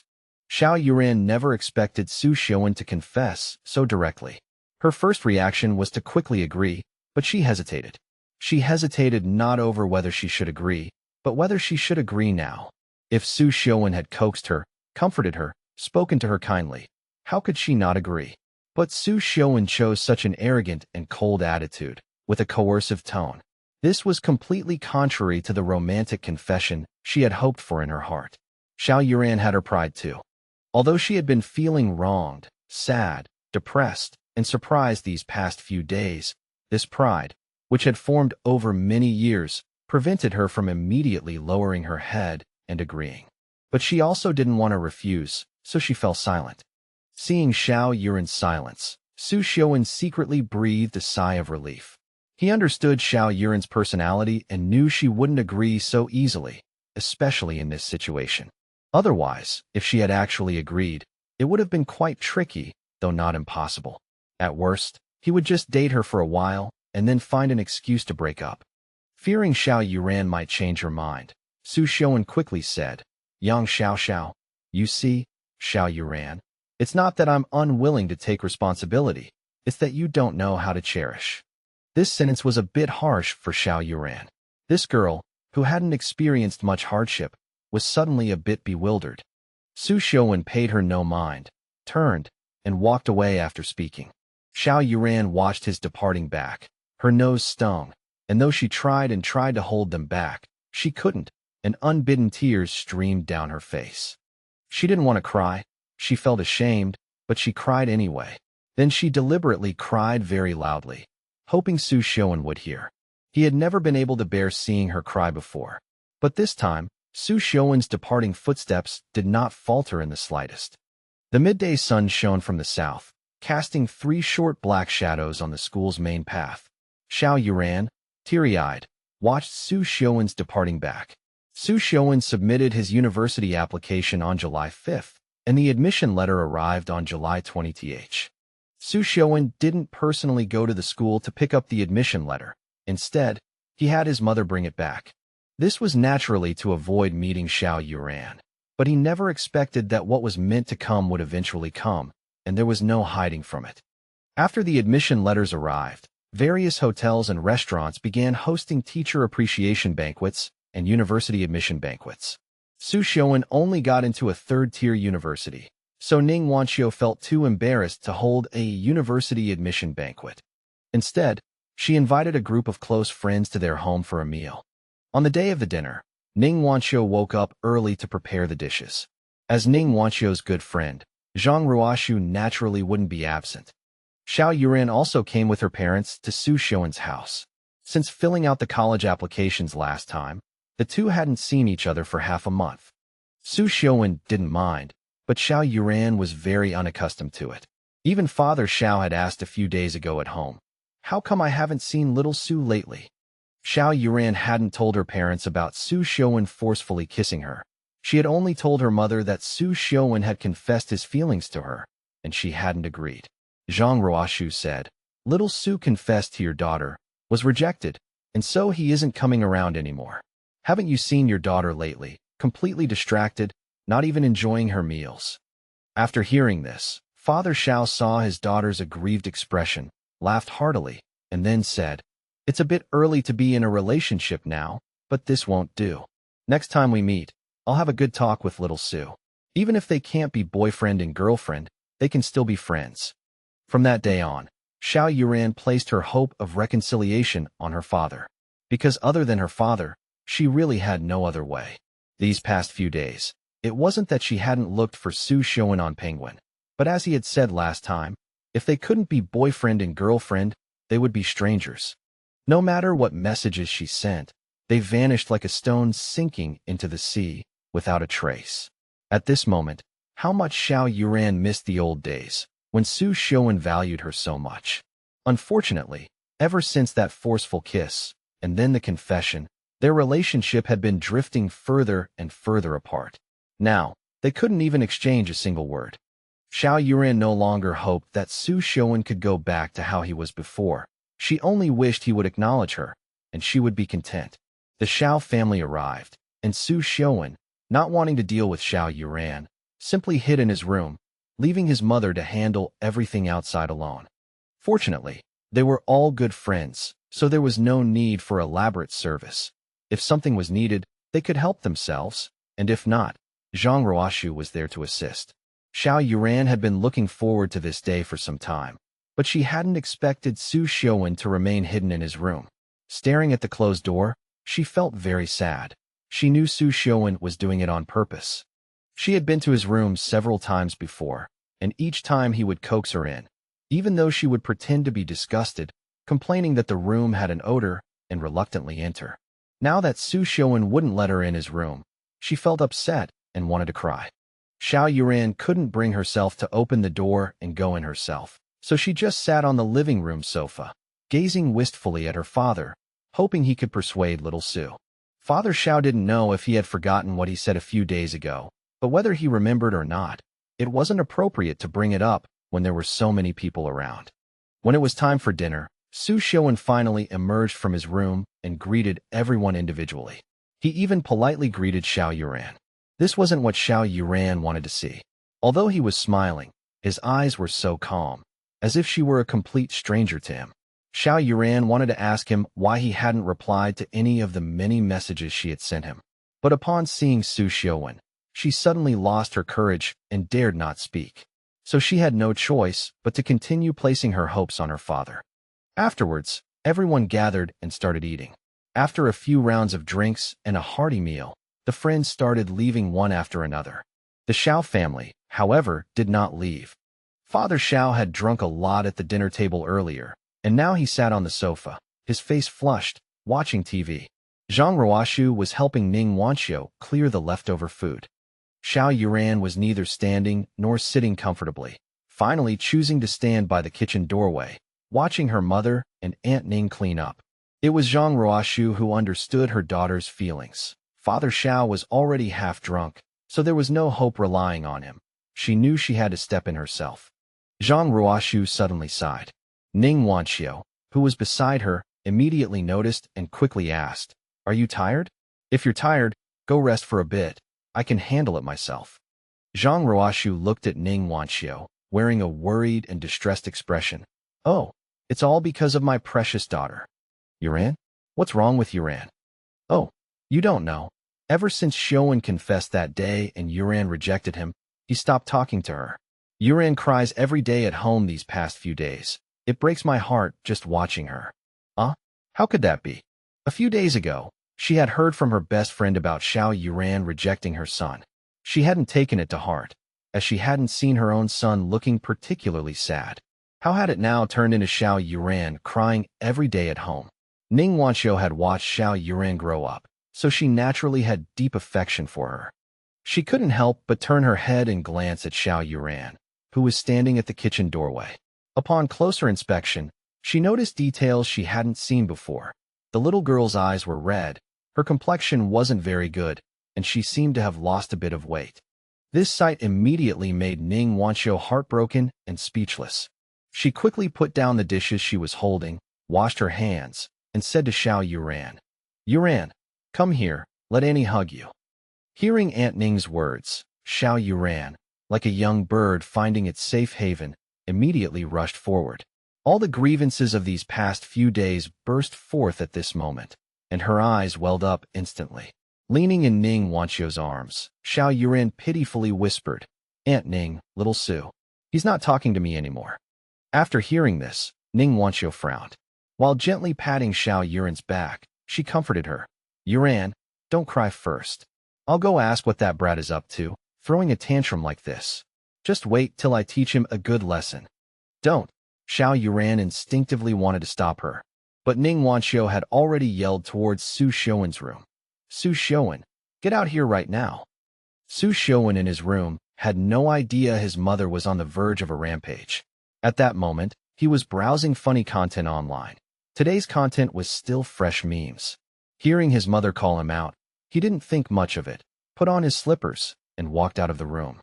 As soon as he stepped out, he saw Ning Wanxiu in the kitchen, and Xiao Youran nestled in her arms. Ning Wanxiu had a look of displeasure, while Xiao Youran slightly avoided his gaze, her face looking somewhat faint. Su Xiuwen instantly understood what was happening, but he still pretended not to know anything, walked over slowly, and asked, "What's wrong, Mom?" Ning Wanxiu glared at Su Xiuwen and asked, "I'm asking you, have you been ignoring Yuran lately?" Su Xiuwen lowered his head and remained silent. Ning Wanxiu wouldn't let him off. She suddenly reached out and pinched his ear, demanding, "I'm talking to you. Are you deaf or something?"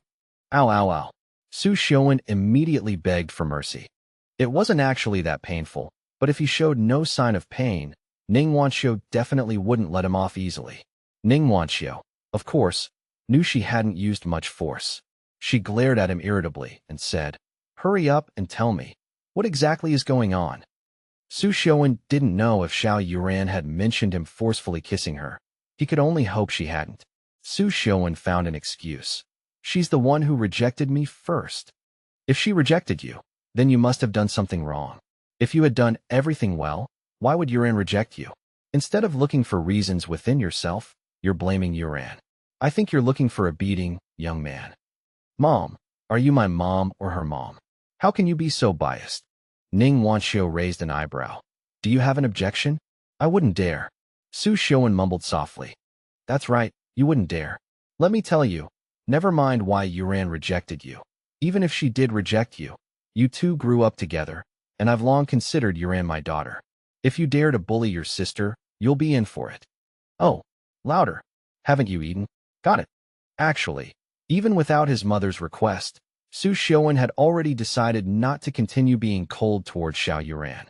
When he first reborn and saw Xiao Youran, recalling past events, he was indeed very angry, which led to his very poor attitude. Gradually calming down these past few days, he realized his actions were actually unnecessary. After all, those things happened in his previous life. They hadn't occurred in this life yet. From Xiao Yuran's perspective, she was indeed quite wronged. Her childhood sweetheart of 18 years first forcibly kissed her, then started ignoring her. If it were his past self, he probably wouldn't have felt good either. So Su Xiuwen had already made up his mind.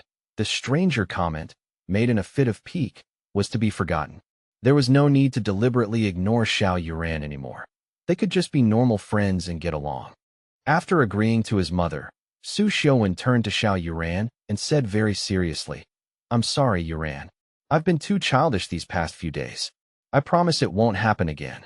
Xiao Youran was overjoyed at this moment. She hadn't expected Annie Ning's intervention to be so effective. Su Xiuwen not only admitted his mistake, but also apologized to her. Despite feeling wronged and sad for so many days, the moment she heard Su Xiuwen apologize, she immediately didn't care anymore. Now, all she could think about was telling him all about her grievances and sadness from these past few days when they were alone. Zhang Ruoshu also stepped forward at the right time and said to Su Xiuwen, "Xiuwen, I've watched you grow up since you were little, and I've always thought of you as half a son. You and Youran grew up together. Even if you can't be a couple, can't you at least be like siblings? I hope you'll take good care of Youran. Can you promise me that?" With words spoken to this extent, could Xiuwen still refuse? He could only nod and agree. Seeing this, Zhang Ruoshu turned to Ning Wanxiu and said, "All right, Wanxiu, let the children sort out their own matters." Seeing that the matter was resolved, Xiuwen turned to go back to his room. After taking 2 steps, he remembered something, turned to look at Xiao Youran, who was gazing at him with a wronged expression, and asked somewhat helplessly, "Do you want to come into my room?" "Yes." Xiao Youran immediately nodded. Xiuwen's room didn't have anything more valuable than other boys' rooms, and she had been in it many times before. But entering it again now still made Xiao Youran overjoyed. What Xiao Youran hadn't expected was that after Xiuwen entered the room, he went straight to the computer and sat down. She pouted, not daring to say much, and began looking around the room in a seemingly proper manner. Soon, she noticed the admission letter on the bedside table. Seeing Xiuwen's attention was all on the computer, she quietly sat on the bed and took the admission letter into her hand. The cover of the admission letter was a vibrant, custom design. At the top were the large characters for EMS Global Express, and in the center was the Jinling Jiada emblem, along with Jinling University of Communications, in both Chinese and English. Seeing this cover, Xiao Youran was very surprised, because it was exactly the same as her Jinling Jiada admission letter. That's why Xiuwen had even told Ning Wanxiu that just based on this admission letter, he knew choosing this third-tier school wasn't a bad decision. Anyone who didn't know would surely think they were admitted to Jinling Jiada. Regarding Jiada Jiangling Academy, Xiao Youran had looked it up after returning home from the party that day and knew she had misunderstood at the time. She still had some reservations about the third-tier school, but now seeing this admission letter that was exactly like hers, and thinking about their upcoming 4 years of university, even though they wouldn't be on the same campus, they would be right next to each other, and she could go find Xiuwen anytime. She couldn't help but feel secretly happy again.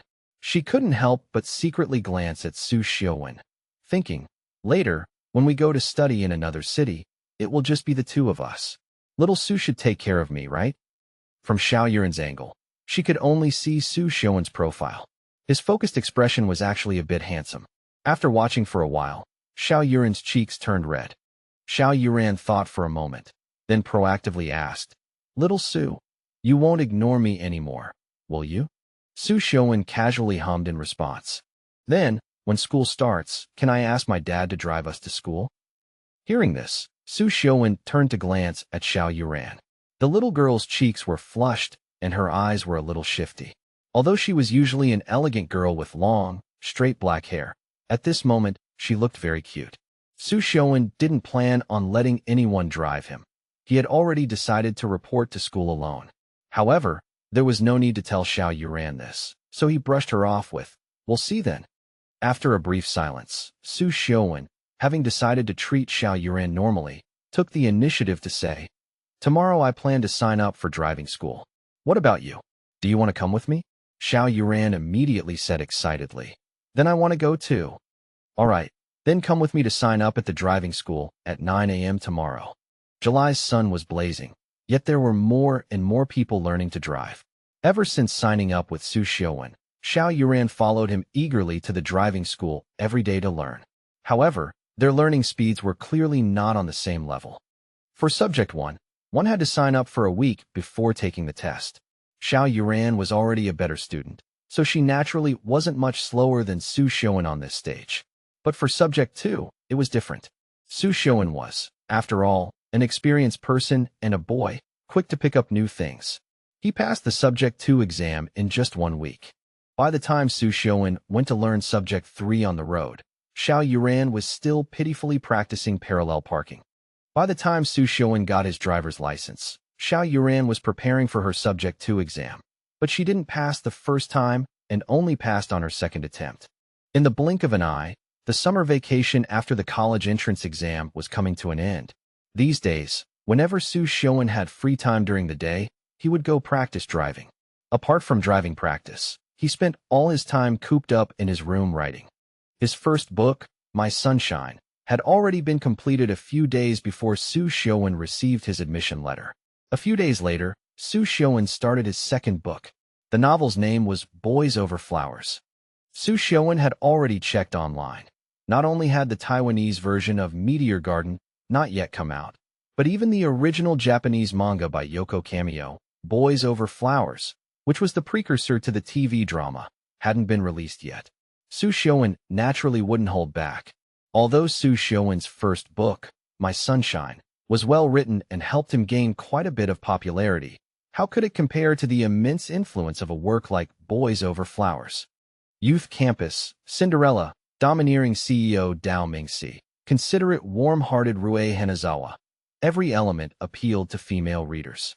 In Xiuwen's previous life, Boys Over Flowers had been adapted many times, including the earliest Taiwanese version, followed by Korean, Japanese, Thai, and mainland Chinese versions. However, he personally preferred the Korean version of Boys Over Flowers, so when writing this book, he made it more aligned with the Korean version. Of course, to avoid making it awkward, he made appropriate modifications to many of the plot points, making it appear more natural and comfortable for the intelligent, handsome, and beautiful readers. The result was that the book topped the Golden Chart just 3 days after its release. If you like Rebirth, starting by rejecting my childhood sweetheart, please bookmark it. Shahage. Net. Rebirth, starting by rejecting my childhood sweetheart. Shuhai Pavilion Novel Network has the fastest updates. The pen name, Su Rinshan, was becoming increasingly popular on Xinjiang. In the novel's comment section, countless female readers left messages every day urging for more updates. One reader group wasn't enough, so he was forced to open 3 more, all of which filled up within an hour. Of course, Xiuwen still maintained one principle. The reader groups only admitted women, not men. He even issued an announcement asking members to supervise each other, and if any male reader impersonated a female reader to join the group, they should immediately notify the administrators to kick them out. Eventually, joining the group required photo verification. When Xiuwen occasionally rested, he would hide behind the screen, watching the female readers post their photos. And surprisingly, there were quite a lot of beautiful women among the readers. It was 2005. Unlike later generations where beauty filters and Photoshop were rampant, if a girl's photo looked good back then, her real appearance generally wouldn't be too different from the photo. A few female readers were very much to Xiuwen's liking, young, beautiful, and elegant. To maintain his image, he didn't actively add anyone's QQ number, thinking that if female readers added him, he would agree accordingly. However, he waited for a long time, but no female readers added him, which disappointed him for quite a while. The royalties for his first book also arrived in August. The final amount received was 250,000 yuan. Including the previous bonus of 50,000 yuan, the total was 300,000 yuan. The August weather was unbearably hot, so Xiuwen proactively installed 3 Yangtze air conditioners at home, 1 in the living room and 2 in the bedrooms. Yangtze Air Conditioner was a local air conditioner factory. Their quality was good and prices were cheap. However, Yangtze Air Conditioner had almost no market brand promotion strategy, and it was concentrated in 3rd and 4th tier markets with low sales volume. So, with Pearl Air Conditioner building a factory in Fei City in 2006, Yangtze Air Conditioner's situation became increasingly difficult, and after 2010, Yangtze Air Conditioner's development was basically unsustainable. But for now, Yangtze Air Conditioner was doing decently. At least it was developing well locally, and locals highly recognized Yangtze Air Conditioner, basically choosing Yangtze first when buying air conditioners. Buying air conditioners for the family was a small matter in Xiuwen's eyes, but Ning Wanxiu clearly didn't think so. At first, Ning Wanxiu was worried about the unknown source of his money. Later, she heard him say he earned it from writing novels, but she still wasn't at ease. It wasn't until Xiuwen opened his back end and showed Ning Wanxiu his author's platform, and also showed her the signed contract, that Ning Wanxiu finally believed him. Ning Wanxiu was simply incredulous when she learned that Xiuwen had earned 30,000 yuan from writing. Although Ning Wanxiu wasn't the type to show off, her son earning so much money from writing inevitably made her want to share it with close friends. Don't flaunt your wealth. Xiuwen was worried Ning Wanxiu would let it slip, which was why he lied to his mother, saying he only earned 30,000 yuan from writing. He worried that if he told her it was 250,000 yuan, regardless of how others would view it, many would probably come to borrow money. In those years, 250,000 yuan was no small sum in a third-tier city like Langia. Ning Wanxiu told Zhang Ruoshu about Su Xiuwen earning money from writing, and that very evening, Xiao Youran asked him about the situation on QQ. Su Xiuwen could now treat Xiao Youran with a normal mindset, so he didn't hide it and told her it was true. This made Xiao Youran overjoyed, as if the money was hers. Of course, no matter how happy she was, Xiao Youran still had to go to the driving school to practice during the day. After less than 2 months of practice, Xiao Youran's skin had gotten tanned by the sun. Because of this, Xiao Youran often complained and acted coquettishly to Su Xiuwen. Su Xiuwen, however, thought it was fine, because the old Xiao Youran was really too pale, excessively pale. Now being a little tanned was just right. Besides complaining about the heat and the sun while learning to drive, Xiao Youran also told Su Xiuwen every single detail about which boy talked to her and what he said during practice. Su Xiuwen had told her that there was no need to tell him these things, but she still went her own way. Seeing that telling her didn't work, Su Xiuwen stopped trying to stop her. Xiao Yu somehow found out that Xiao Youran was learning to drive at the driving school and also signed up. Ever since signing up, Xiao Yu had been like a persistent dog, following Xiao Youran around all day. Xiao Youran knew his intentions, but she wasn't touched at all. Instead, she found him very annoying. She didn't want to pay any attention to Xiao Yu, but she had no way to stop him from coming to practice. After telling him several times not to bother her, but it was ineffective, she could only try her best to ignore him. Xiao Youran was worried Su Xiuwen would misunderstand, so the first thing she did every day when she got home was to recount on QQ what Xiao Yu said during the day and her own attitude towards it. Xiao Youran did this, first, because she was afraid Su Xiuwen would misunderstand, and second, she also wanted to provoke Su Xiuwen. In Xiao Yuran's opinion, Su Xiuwen definitely liked her. After all, he had just confessed to her. If he didn't like her, why would he confess to her? Even if Su Xiuwen had moved on, it wouldn't be this fast. Xiao Youran now deeply regretted not being able to put aside her pride back then and not directly agreeing to Su Xiuwen's confession. She hoped every day that Su Xiuwen would confess again. If so, she would definitely agree immediately. Unfortunately, Su Xiuwen never confessed again, which disappointed Xiao Youran greatly. As for her taking the initiative to confess, out of a girl's modesty, Xiao Youran couldn't bring herself to do such a thing. Fortunately, their relationship had returned to normal these days. Although Su Xiuwen no longer revolved around her all day as before, at least as long as she messaged him, he would reply. Xiao Youran was already very content with this. As for a boyfriend-girlfriend relationship, Xiao Youran wasn't too anxious. She still had 4 years of university. She could afford to wait. My dear reader, there's more after this chapter. Please click the next page to continue reading. It gets even better. In the blink of an eye, it was almost September 1st, and university was about to start. Before school began, Su Xiuwen specially went to the street to buy himself a lot of clothes and sneakers. And, of course, the most important item, a mobile phone. This year, Nokia's N series was released, and on August 12th, the N90 was launched in Hong Kong. Su Xiuwen spent over 7,000 yuan and asked a female reader from Hong Kong in his group to purchase one for him. The Nokia N90 was Nokia's flagship phone that year, with a unique and highly innovative swivel and flip design that made it hard for anyone who saw it not to be impressed. It was just too expensive. At 7,000 yuan, at that point in 2005, not many people were willing to spend so much money on a phone. The phone had actually arrived in mid-August, but Su Xiuwen didn't even dare to take it out and use it in front of his mother. 3 days before school started, Xiao Youran asked him on QQ again, "My dad is driving me to school to register. Little Su, do you want to come along?" After receiving Su Xiuwen's negative reply, Xiao Youran didn't say anything further. Langia and Jinling are very close. It takes less than an hour by car and no more than 2 hours by bus. Su Xiuwen departed on the morning of September 1st by himself.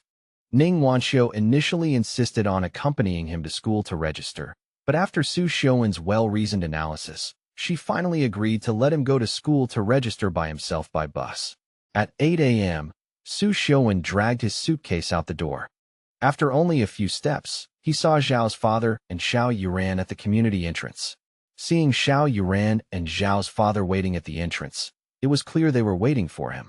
Xiuwen felt a headache coming on, but there was only one exit, no way to take another door out, so he could only bite the bullet and walk over. Uncle Xiao, good morning, Youran. Xiuwen greeted them, feigning ignorance as he asked, "What are you doing here? Waiting for someone?" Before her father could respond, Xiao Youran cut in eagerly. "Xiao Su, Dad's car broke down, so he can't drive me to school. Can I go with you on the bus instead?" Xiuwen wasn't convinced. Cars didn't just break down out of nowhere, and Xiao Yuran's credibility with him wasn't exactly high. He glanced at her father for confirmation. Meeting his gaze, "Mister." Xiao stiffened slightly before forcing a smile. "Sorry about this, Xiao Su. My car really did break down today, so I can't take Youran to register. Since your schools are close to each other, how about you two go together?" His tone lacked conviction. In truth, the car was perfectly fine. 3 days earlier, when Mr. Xiao had returned from work, Xiao Youran had rushed over, helping him with his bag, setting out his slippers, making him think his daughter had finally matured. Xiao Youran had rushed over, helping him with his bag, setting out his slippers, making him think his daughter had finally matured. Then she asked, "Dad, is your car broken? Can you not drive me to school?" Confused, Mr. Xiao replied, "No, it's fine. I just drove it home. I can take you." Xiao Yuran's face fell. "Oh." At dinner, she asked again, "Dad, is your car broken? Can you not take me?" Baffled, Mr. Xiao repeated his answer. For the next 3 days, every time he saw her, she'd ask the same question. It wasn't until last night that his wife pointed out the obvious. "She doesn't want you to drive her." So this morning, he told her, "The car broke down. I can't take you." Instead of disappointment, her face lit up. "That's okay, Dad. I'll take the bus. Xiao Su goes alone. I can too." Finally, he understood. And now here they were. Unaware of the backstory, Xiuwen hesitated, but seeing Xiao Yuran's pleading eyes, he couldn't refuse. All right. But seeing Xiao Yuran's pleading eyes, he couldn't refuse. Xiao Youran beamed, practically bouncing on the spot. Turning to her father, she said, "Dad, you can go now." "Mr. Xiao sighed, then said to Xiuwen, "Xiao Su, Yuran's never traveled alone. I'm counting on you to look after her. Consider it a favor to me." Xiuwen nodded seriously. "Don't worry, Uncle Xiao. I'll take care of her. And while I'm away, if my mom needs anything, I'll rely on you and Annie Zhang." The two men exchanged a glance, a silent pact. Mr. Xiao insisted on hailing a cab to take them to the bus station, only leaving once they were inside. Xiao Yuran's luggage wasn't excessive. One large suitcase, a backpack, and a small handbag. She could have managed alone, but with Xiuwen there, she naturally handed everything over. Neither found this odd. After buying tickets and stowing the luggage, Xiuwen boarded the bus. It wasn't crowded. Xiao Youran, already seated near the back, waved at him with a bright smile. "Xiao Su, over here. Coming." The rear seats lacked armrests, a deliberate choice, Xiuwen knew, for closer proximity. He played along, adopting his three-nose policy. No initiative, no rejection, no responsibility. Today, Xiao Youran wore a black sundress with tiny white flowers, short sleeves revealing slender, porcelain arms. Her hair, usually tied up at school, cascaded loosely over her shoulders, carrying a faint, pleasant fragrance. As Xiuwen sat down, he noticed her staring. Her eyes, reflecting his own image, were framed by long lashes that fluttered like butterfly wings. She really was beautiful, but he looked away after a glance. Sensing she wanted to talk, he yawned. "I didn't sleep well last night. I'll nap. Don't worry, the conductor will announce our stop." Though they chatted daily online, she had so much more to say. Disappointed, she pouted but stayed quiet. Xiuwen wasn't entirely avoiding her. He had stayed up late. Reclining his seat, he dozed off quickly. Xiao Youran kept her seat upright, gazing down at his sleeping face with surprise. Was he always this handsome? Seeing him daily had dulled the impact. But now, watching him sleep, one thought dominated. Xiao Su is so good-looking. Still, she remained confident she matched him. What disappointed her was his attitude. How could he sleep next to her, A beauty, without a second thought. If Xiuwen heard, he'd argue. Beautiful, yes. But big? Unverified. As she studied his face, her cheeks flushed pink for reasons unknown. Once the bus started moving, drowsiness crept over her. Adjusting her seat to match his, she closed her eyes. When the bus reached Jinling Bridge, Xiuwen woke abruptly. Recognizing the location, his mood soured briefly, but this wasn't his past life. He shook it off. When the bus reached Jinling Bridge, then he noticed something soft pressing against his arm. Looking down, he saw Xiao Youran, asleep but clinging to him tightly, as if afraid he'd vanish. Looking down, he saw Xiao Youran, asleep but clinging to him tightly, as if afraid he'd vanish. Her fragrant hair partly veiled her face, adding an ethereal charm. Xiuwen considered pushing her away, but remembering his three-nose rule, he stayed put. After crossing the Jinling Bridge, the bus wasn't far from its final stop at the Central Gate long-distance bus terminal. The conductor's loud voice echoed through the cabin. Approaching the station. Xiao Youran was still asleep, but likely about to wake. Xiuwen didn't rouse her. Instead, he pretended to sleep. Less than 3 minutes later, Xiao Youran let out a soft murmur, her eyelids fluttering before she finally opened her eyes. It took her a good 10 seconds to remember where she was. The conductor's announcements continued.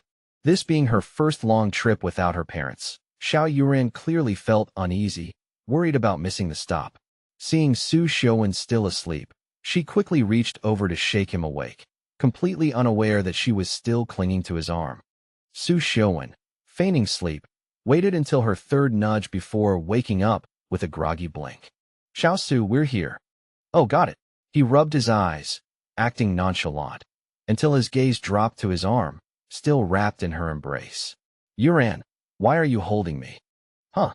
Only then did she realize she hadn't let go. Her face flushed crimson. "I didn't know." Watching her flustered reaction, Xiuwen stifled a laugh.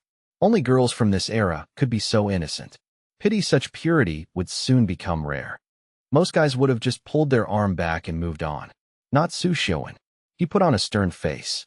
"Xiao Youran, were you taking advantage of me while I slept?" "No, I wasn't. You're making things up." Her cheeks burned like rose petals. She genuinely didn't know how his arm ended up in her grip.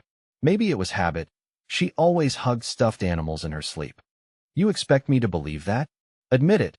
You're after my good looks, aren't you?" Xiao Yuran's face turned even redder. She ducked her head, silent. Amused, Xiuwen decided not to push further. But just as he was about to drop it, Xiao Youran suddenly looked up and whispered, "It's not like you didn't used to touch my thighs all the time." Ahem. Xiuwen coughed awkwardly. She wasn't wrong. In high school, strict boundaries between boys and girls left little opportunity. But in middle school, they'd shared a desk for ages. Imagine, summer heat, your deskmate in a skirt, bare legs right there every time you glanced down. What teenage boy could resist? So one day, Xiuwen had reached out, just once, out of sheer curiosity. He still remembered it clearly, a classroom in their second year of middle school. The moment his fingers brushed her skin, Xiao Youran burst into tears. The moment his fingers brushed her skin, Xiao Youran burst into tears. He'd been terrified. If she'd told the teacher why she was crying, because he touched her thigh, he'd have been dead meat. Luckily, she only said Xiuwen had bullied her. The teacher scolded him mildly and let it go. After that, Xiao Youran avoided him for weeks, wearing long pants no matter how hot it got. It took a solid week of ice cream bribes before things returned to normal. He never expected her to bring it up now. Cornered, Xiuwen had no rebuttal. Sure, Xiao Youran had hugged his arm, but he'd groped her thigh in class. That wasn't just a different level, it was a whole other universe. He hastily changed the subject. We're here. Time to get off." Xiao Youran saw right through him, but said nothing. The conductor, however, chimed in. "Kid, we've got 5 more minutes." "Not there yet." Xiao Youran giggled. Xiuwen shot the conductor a glare. "Then why keep announcing it?" But then Xiao Youran dropped a bombshell. "Xiao Su, do you want to touch them now?" He turned to find her pinching the hem of her sundress. One slight lift, and those smooth legs would be on full display. He turned to find her pinching the hem of her sundress. Despite himself, Xiuwen swallowed hard. eyes locked on her hands. Instead of raising the skirt, though, she tugged it down firmly over her knees and huffed. Humph. No peeking for you, pervert. Only then did he realize she'd been teasing him. The hunter got hunted. In his eyes, Xiao Youran was just a kid. He never imagined she'd turn the tables on him. His ears burned. Seeing him blush, Xiao Youran burst into laughter. But what pleased her more was his obvious anticipation. So he does want to touch my legs. That confirmed it. Xiuwen still liked her. Why else would he eye her like that? This little Su. Ignoring me all this time, scaring me half to death. Now the truth comes out. Her mood soared, and she hummed cheerfully until the bus pulled into the station. Xiuwen had no clue why she was so happy, nor did he care, as they'd arrived. The Nanjing Central Bus Terminal was worlds apart from their small hometown station, swarming with vehicles and crowds, luggage piled high, voices shouting in dialects, all under the blistering summer heat of the furnace city. The sensory overload was dizzying. Xiao Youran felt it immediately. Stepping off the bus, her head spun. Xiuwen, meanwhile, weaved through passengers to retrieve their luggage. When he returned, he noticed her pale face. You okay? She didn't want to seem fragile, but the cacophony of voices, the stench of livestock and sweat mixed with gasoline, made her stomach churn. Where do you feel unwell? Xiuwen immediately grew anxious upon hearing Xiao Youran say she felt unwell. Xiao Youran shook her head. She didn't know either. Xiuwen was very nervous. He had already promised Xiao Yuran's father to take good care of her, and they had just arrived in Jinling. He couldn't afford any mistakes. So, Xiuwen quickly ushered Xiao Youran to a shaded spot nearby to sit down. He piled their suitcases next to them and said, Youran, wait here for me. I'll go buy you a bottle of water. Although Jinling wasn't far from Langia, only about 60 or 70 kilometers, some counties were further from their cities than that. For Xiao Youran, this was still a distant trip. With only Xiuwen as the person she knew, Xiao Youran trusted no one else. Even though she knew Xiuwen was going to buy her water, she was still worried and didn't want him out of her sight for a moment. Xiuwen was actually also uneasy about leaving Xiao Youran alone. Just as he was in a dilemma, he suddenly saw a young man in his 20s passing by, holding an unopened bottle of mineral water. Xiuwen quickly walked up to him and said, Excuse me, big brother, my classmate seems to have heat stroke. Would you mind selling me this bottle of water? As he spoke, he pulled out 5 yuan from his pocket, ready to hand it over. People back then were still quite down to earth. Upon hearing Xiuwen's words, the man instinctively glanced at Xiao Youran behind him. When he saw the girl clutching her chest and looking unwell, he immediately understood the situation. Without any hesitation, the man handed the mineral water to Xiuwen and refused the 5 yuan, saying, It's just a bottle of water, don't worry about it. Then he picked up his bag and left. Xiuwen quickly called out from behind, Thank you, big brother. Xiuwen returned to Xiao Yuran's side with the mineral water, twisted open the cap for her, and handed it to her. Youran, quickly, drink some water. Xiao Youran took the mineral water and drank a sip.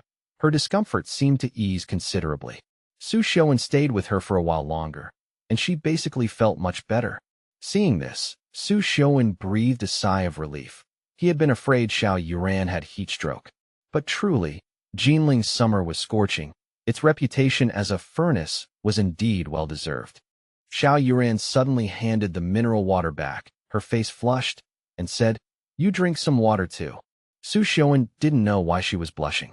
He took the water and drank, gulping down nearly half the bottle. While drinking, Xiuwen suddenly thought of another layer of meaning to sharing water in later generations. He couldn't help but glance at Xiao Youran, but immediately shook his head. Xiao Youran was still relatively innocent. She probably wouldn't understand such things. But what if Xiao Youran did mean that? Should he accept or not accept? If he didn't accept, it didn't seem to align with his three-nose policy. But if he did, the thought of being entangled with Xiao Youran gave him a headache. If it were just a simple romance, Xiuwen could break up at any time. But if they became intimate, even if Xiao Youran didn't care, Aunt Zhang and his mother, Ning Wanqiu, would definitely not let him off the hook. Forget it. Seeing Xiuwen remain silent after drinking the water, Xiao Youran found it strange and couldn't help but ask, Xiao Su, what are you thinking about? Sleeping with you.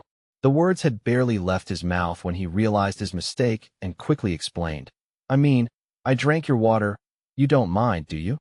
Xiao Youran looked at the mouth of the mineral water bottle, which Xiuwen's lips had touched, and her face grew even redder, but she still shook her head. Seeing that he had managed to gloss over it, Xiuwen breathed a sigh of relief. He quickly changed the subject. Are you feeling better now? Much better. Then let's go? It's not good to stay here too long. Xiao Youran nodded obediently. Xiuwen placed the bag on top of the suitcase, then pulled it with one hand and put on his backpack.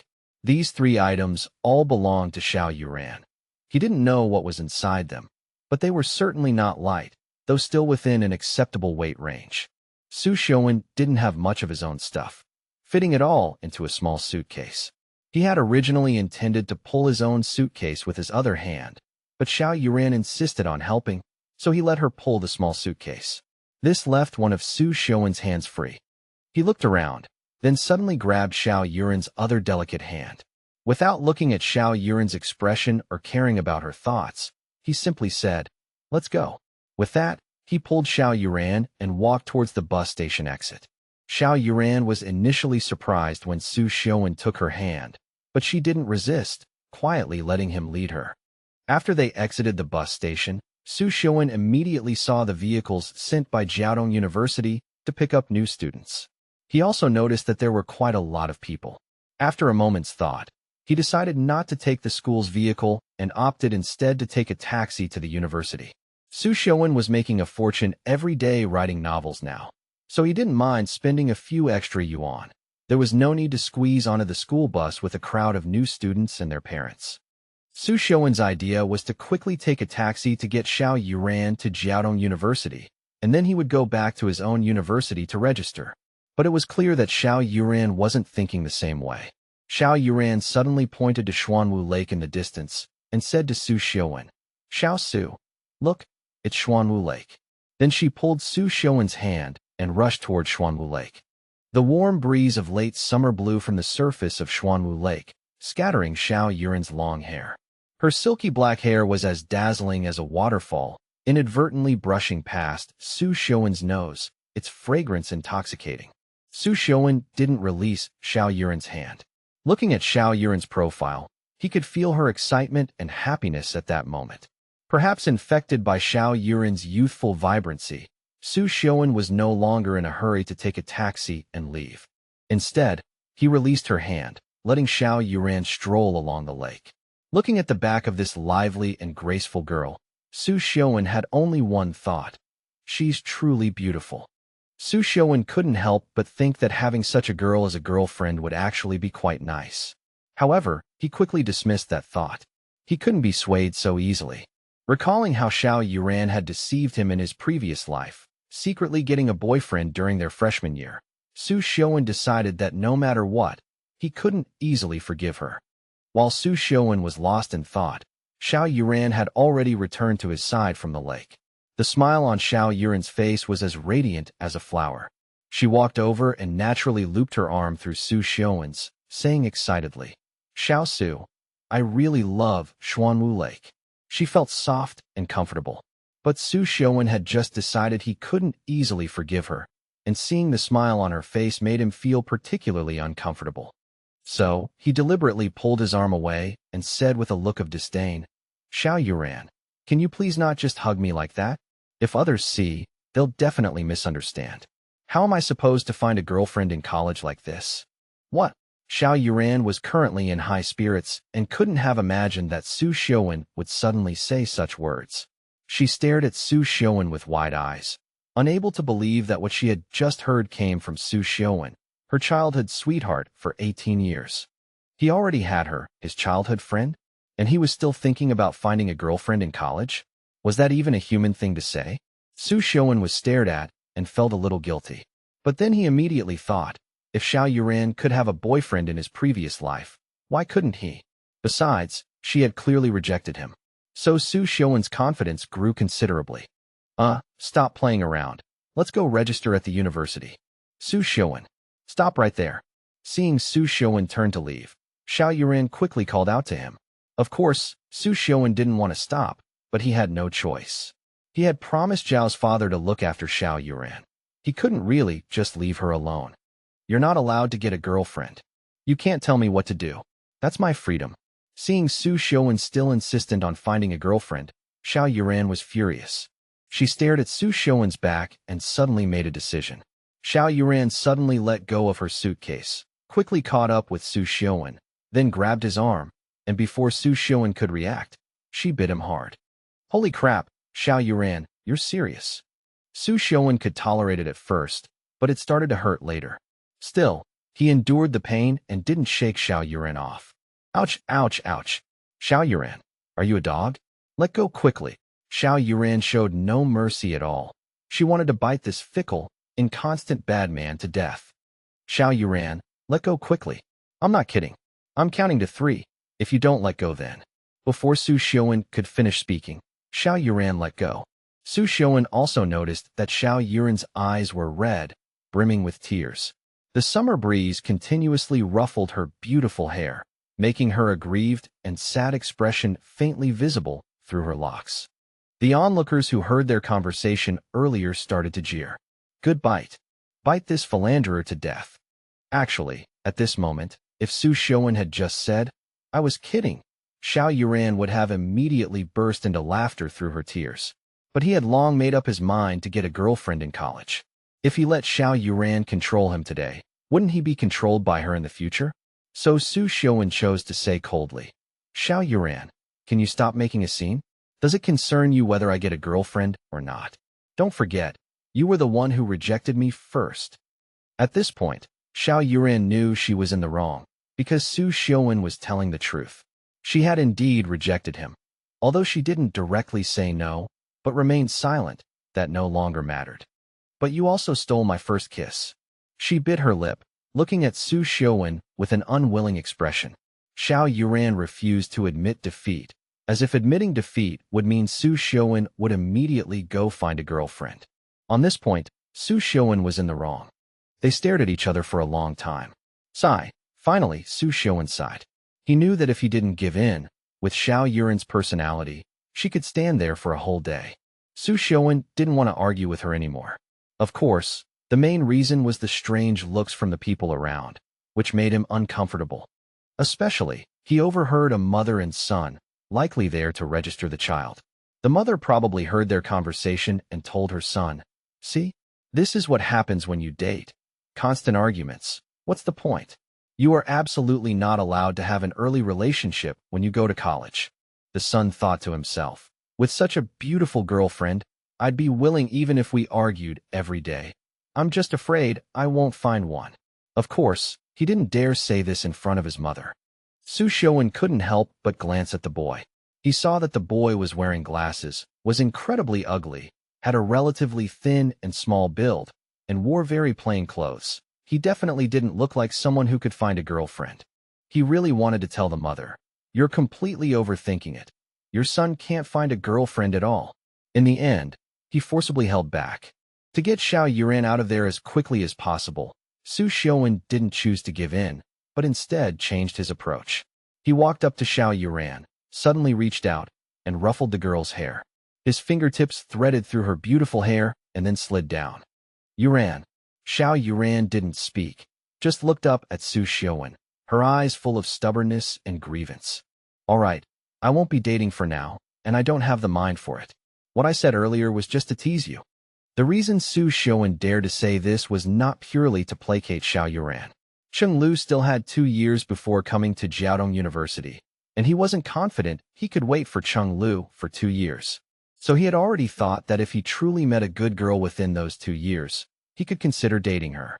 But at this moment, to appease Xiao Youran, he could only agree not to date for the time being. However, what he was thinking was, agreeing is one thing, actually fulfilling it is definitely impossible. He just wanted to pacify Xiao Youran quickly. Once he had escorted her to register at Jiaotong University, he wouldn't have to bother with her anymore. Then, when he returned to his own school, he could do whatever he wanted. Xiao Youran, however, had no idea how many tricks Xiuwen had up his sleeve. Hearing him promise not to date, Xiao Youran immediately believed him. But right after that, she became troubled again. Because if Xiuwen didn't date, what would she do?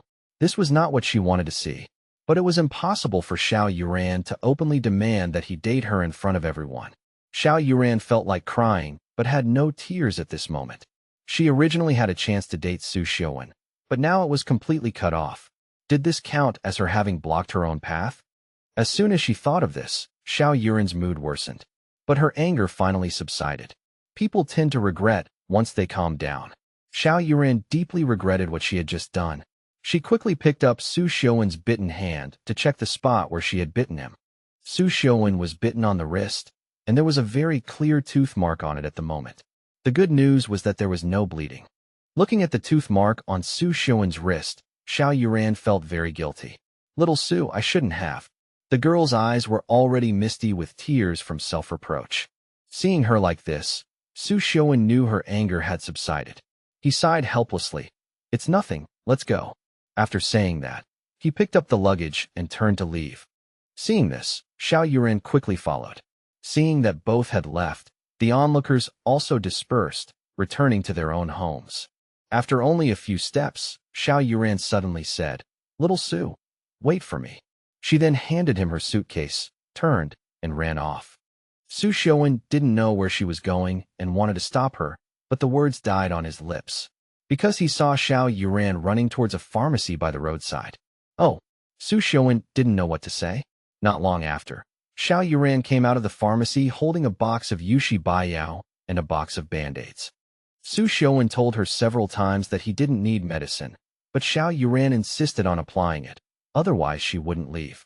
Xiuwen had no choice but to let Xiao Youran apply the medicine for him. The Band-Aids were completely unnecessary, and Xiao Youran realized this after applying the medicine. She gave an embarrassed laugh and put both the Band-Aids and the remaining ointment into Xiuwen's pocket.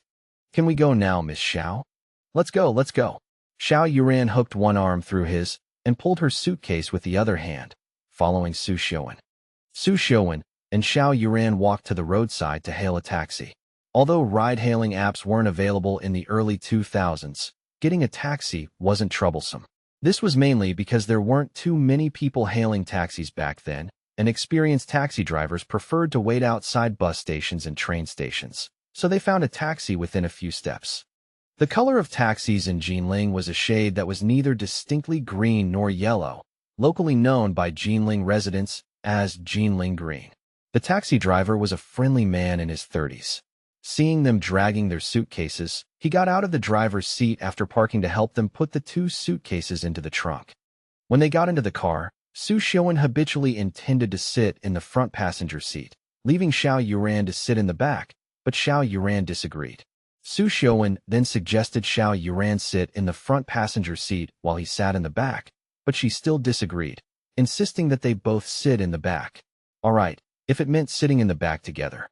Xiuwen's only thought was to get her to Jiaoda as soon as possible and complete Xiao Yuran's father's task.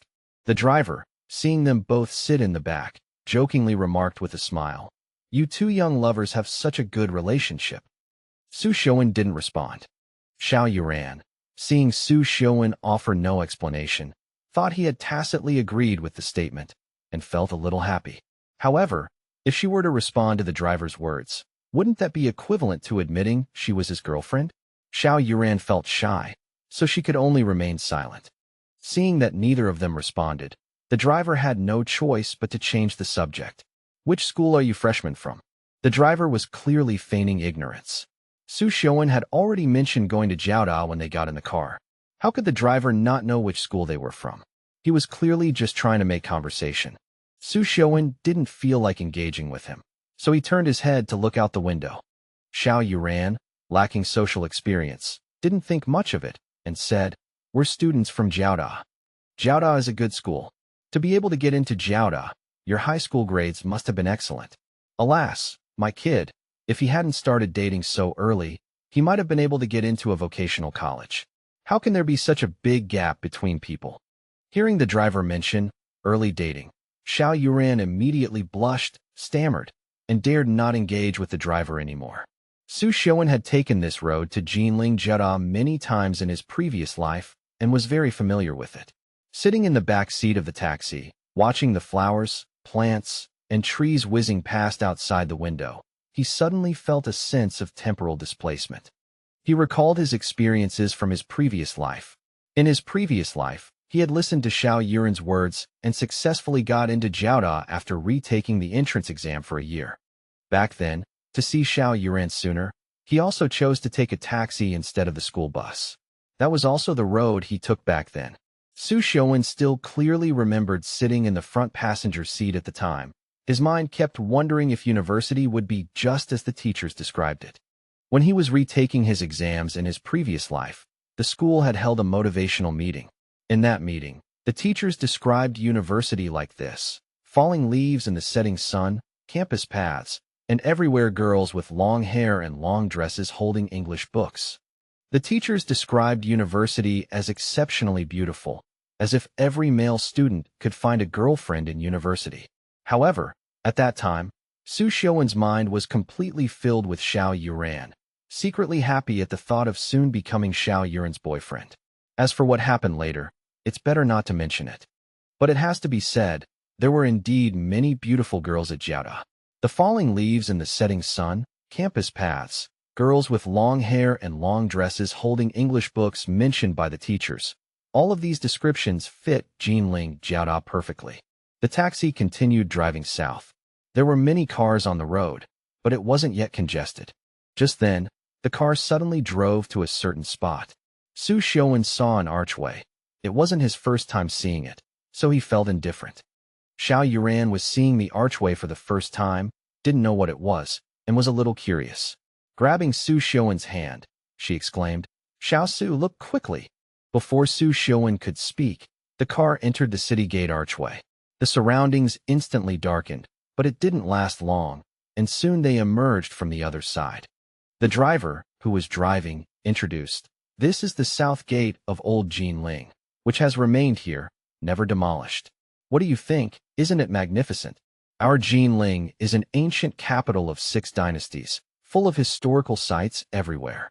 When you have time in the future, you can ask your boyfriend to accompany you to look around." "Oh," Xiao Youran responded this time. After passing the south gate, it wasn't far from Jiaoda. The car continued for less than 10 minutes and arrived at Jiaoda's north gate. Xiuwen's school, Jiangling College, a third-tier affiliate of Jiaoda, required passing through Jiaoda, exiting from Jiaoda's south gate, and then it was just across the road. Xiuwen was very familiar with Jiaoda. He had already gone through the entire registration process once, so the second time was, of course, much easier and more familiar. Under his guidance, after helping Xiao Youran complete all her admission procedures, he finally took her to the downstairs area of the girls' dormitory building. At the beginning of the semester, the main entrance of the girls' dormitory building was wide open, and students' parents and senior students could freely enter and exit. Xiuwen led Xiao Youran, obtained the dorm room key from the dormitory manager auntie at the duty office, then helped her carry her luggage up to the dorm room. Xiao Yuran's dorm room was 301. Xiuwen already knew this from his previous life. He just hadn't been there himself. Arriving outside the door of 301, Xiuwen saw the door was closed. He first knocked, but there was no response, so he used the key to open the door. After opening the dorm room door, there was indeed no one inside. However, Xiao Youran wasn't the first person to arrive and register for room 301, because Xiuwen had already seen that a quilt had been laid out on one of the beds, and some daily necessities were placed on the table. It has to be said that Jiaoda's dormitory environment was quite good. For people per room, all were bunk beds with desks underneath, and came with a balcony, which was quite spacious, where one could hang clothes to dry or grow some plants. Jiaoda's dormitories did not have fixed bed assignments. It was first come, first served. Xiao Youran was the second one to arrive. Of the remaining 3 beds, one was on the right near the balcony, and the other 2 were near the dormitory door. Without waiting for Xiao Youran to choose, Xiuwen took it upon himself to choose a bed for her. He didn't choose the bed near the balcony because that bed was directly under the air conditioner. If the air conditioner was on during a hot summer day and blowing directly on her, Xiuwen worried that Xiao Yuran's delicate physique might get sick from the draft. After putting down the luggage, Xiuwen turned around and went downstairs to retrieve the bedding he hadn't taken earlier. Jiaoda provided bedding, but it wasn't mandatory, If one didn't like it, they could return it. Xiao Youran had clearly not brought her own quilt, so Xiuwen directly took the quilt into the dorm room. As for making the bed himself, Xiuwen wasn't that idle. That was something only a simp would do. He wouldn't do it. After handing the quilt to Xiao Youran, Xiuwen planned to leave. He glanced at Xiao Youran and said, "Xiao Youran, I've safely brought you to the dorm and helped you collect your items. Consider my promise to your father fulfilled. The rest is up to you. I'm leaving." With that, Xiuwen picked up his suitcase, turned around, and walked out of dormitory 301. Jiangling College and Jiaodong University were only a street apart. Coming out of Jiaodong University's south gate and crossing the road led directly to Jiangling College's north gate.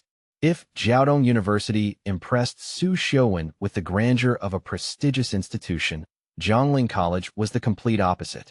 Jiangling College's north gate lacked any imposing presence, resembling the entrance to an ordinary office building. Inside the school, it was mostly concrete ground and buildings, with not many trees. Xiuwen even wondered, where would one find girls with long hair and long dresses, holding English books here? Jiaodong University was much better. Its campus was very large and meticulously planned, with gardens and lawns just like those in a park. Unlike Jiangling College, where finding a beautiful patch of grass would likely be difficult. Like Jiaodong University, Jiangling College also had senior students welcoming new arrivals at its gate. However, based on Xiuwen's experience from his previous life, a large portion of these seniors were there to sell phone cards. He remembered that in his past life, when he first started university, a very enthusiastic senior had given him a tour of the school, meticulously introducing him to Jiaodong University's humanities and history. He had been quite moved at the time. If the senior hadn't later pulled him to a place selling phone cards, perhaps the impression would have been even better. But this kind of thing was always by mutual consent. There was no forced buying or selling. If you felt the seniors were decent and their pitch was all right, you could indeed get a phone card. After all, you'd need it throughout your 4 years of college. In this life, Xiuwen naturally didn't need one, so when he saw seniors approaching, he waved his hand to refuse directly. After entering through Jiangling College's north gate, Xiuwen headed straight for the plaza directly opposite the library. Jiangling College's registration area was set up in the plaza opposite the library. Each college and its departments were assigned a space, where they set up a retractable tent and 2 tables and began registering new students. Xiuwen found the software information majors section. There weren't many people, only 3 to 5 queuing. Besides registration, the most important task was paying tuition fees. Unlike public universities with tuition fees of 3 to 4,000 yuan, third-tier institutions like theirs had exorbitant tuition, almost frighteningly expensive. Paying over 10,000 yuan was a significant sum even a decade or more later, let alone in the early 2000s. Xiuwen noticed that when the parents ahead of him in line paid, there was a visible wince of pain on their faces. Precisely because of the high tuition, almost no parents felt comfortable letting their child come to school to register alone. Xiuwen, alone, with his not-so-large suitcase and no extra bags, stood out, even appearing somewhat unconventional. When it was his turn, Xiuwen systematically completed his registration, finally taking out over 10,000 yuan from his pocket and handing it to the registering teacher. The teacher responsible for registration was a kind-faced man in his 50s, perhaps due to too much research in his youth. His hair was already somewhat white at just over 50. Seeing Xiuwen alone and carrying so much money, the old teacher couldn't help but ask, "Did you come alone? Your parents didn't come with you?" Xiuwen smiled and explained, "Teacher, my home is in Langya City proper.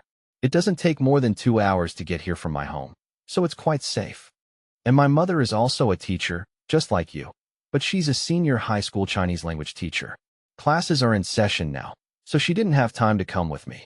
Hearing Xiuwen say his mother was a senior high school Chinese language teacher, the old teacher said nothing more, only looking up and glancing at Xiuwen, as if trying to remember his appearance. After registration and payment, the old teacher arranged for a male student behind him to take Xiuwen to the dormitory. Actually, Jiangling College's male and female dormitories were relatively easy to find, all in one area, just separated into male and female sections. Xiuwen found his dormitory with the senior's guidance, then told the senior he could go back, as he could handle the rest himself. First, he registered his name, year, and major at the first-floor gatehouse, then received the key, a process identical to Jiaotong University's. Bedding, pillowcases, pots, pans, and utensils were all collected together. The bedding was packed in a large black cloth bag, while the pots and pans could simply be carried by hand. Xiuwen took the key and began walking towards the dormitory. A small white tag was attached to the key, displaying the room number, 412. Xiuwen's dorm room number was 412. When he came to his senses, Xiuwen was already standing at the door of dorm room 412. Similar to when he had just escorted Xiao Youran to the girls' dormitory, the door to room 412 was tightly shut. After Xiuwen opened the door with his key and entered, there was indeed no one inside, but 3 beds already had their quilts laid out. It's worth noting that most male dormitories at Jiangling College were 6-person rooms, with only a small number being 4-person rooms, while all female dormitories were 4-person rooms.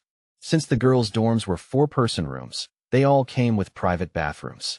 The boys, however, had to use the communal bathrooms, one on each side of the same floor. Although it was a 6-person room, the dorm space was still quite large, and all beds were bunk-over-desk style, so it was acceptable. In the early 2000s, many schools still had bunk beds, and Xiuwen dreaded those kinds of dorms the most. The remaining 3 empty bunks were left 1, the bunk closest to the door on the left side, right 1, and right 2. Xiuwen chose right 1 without hesitation. The left 1 bunk was absolutely not to be chosen. If you picked it, the task of opening the door when classmates visited at night would always fall on the person in the left 1 bunk. The dorm residents hadn't all arrived yet.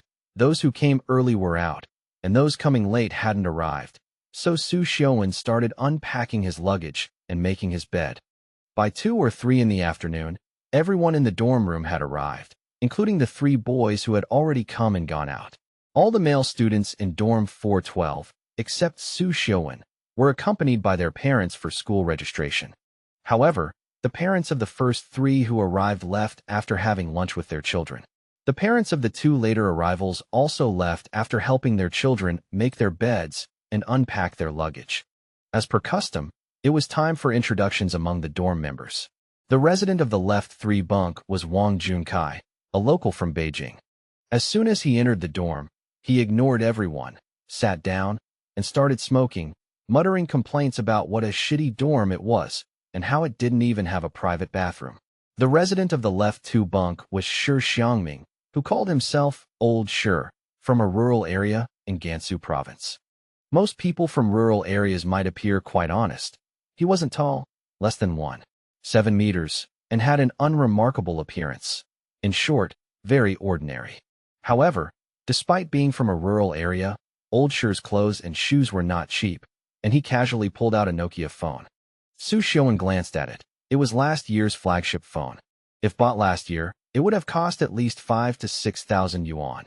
Even if bought this year, it would still be several thousand yuan. It seemed that although he was from a rural area, his family was likely not short on money. The resident of the left 1 bunk was Yang Baishan, from Chengdu, Sichuan province. He wore sportswear and jeans, had a short, flat-top haircut, and according to his self-introduction, he had played on the school football team in middle and high school. He liked smoking, drinking, bragging, and shooting the breeze, and said his favorite thing was drinking. He added that if they went out for a drink that night, they should invite him along, as it would be a good chance to get familiar with the surrounding area.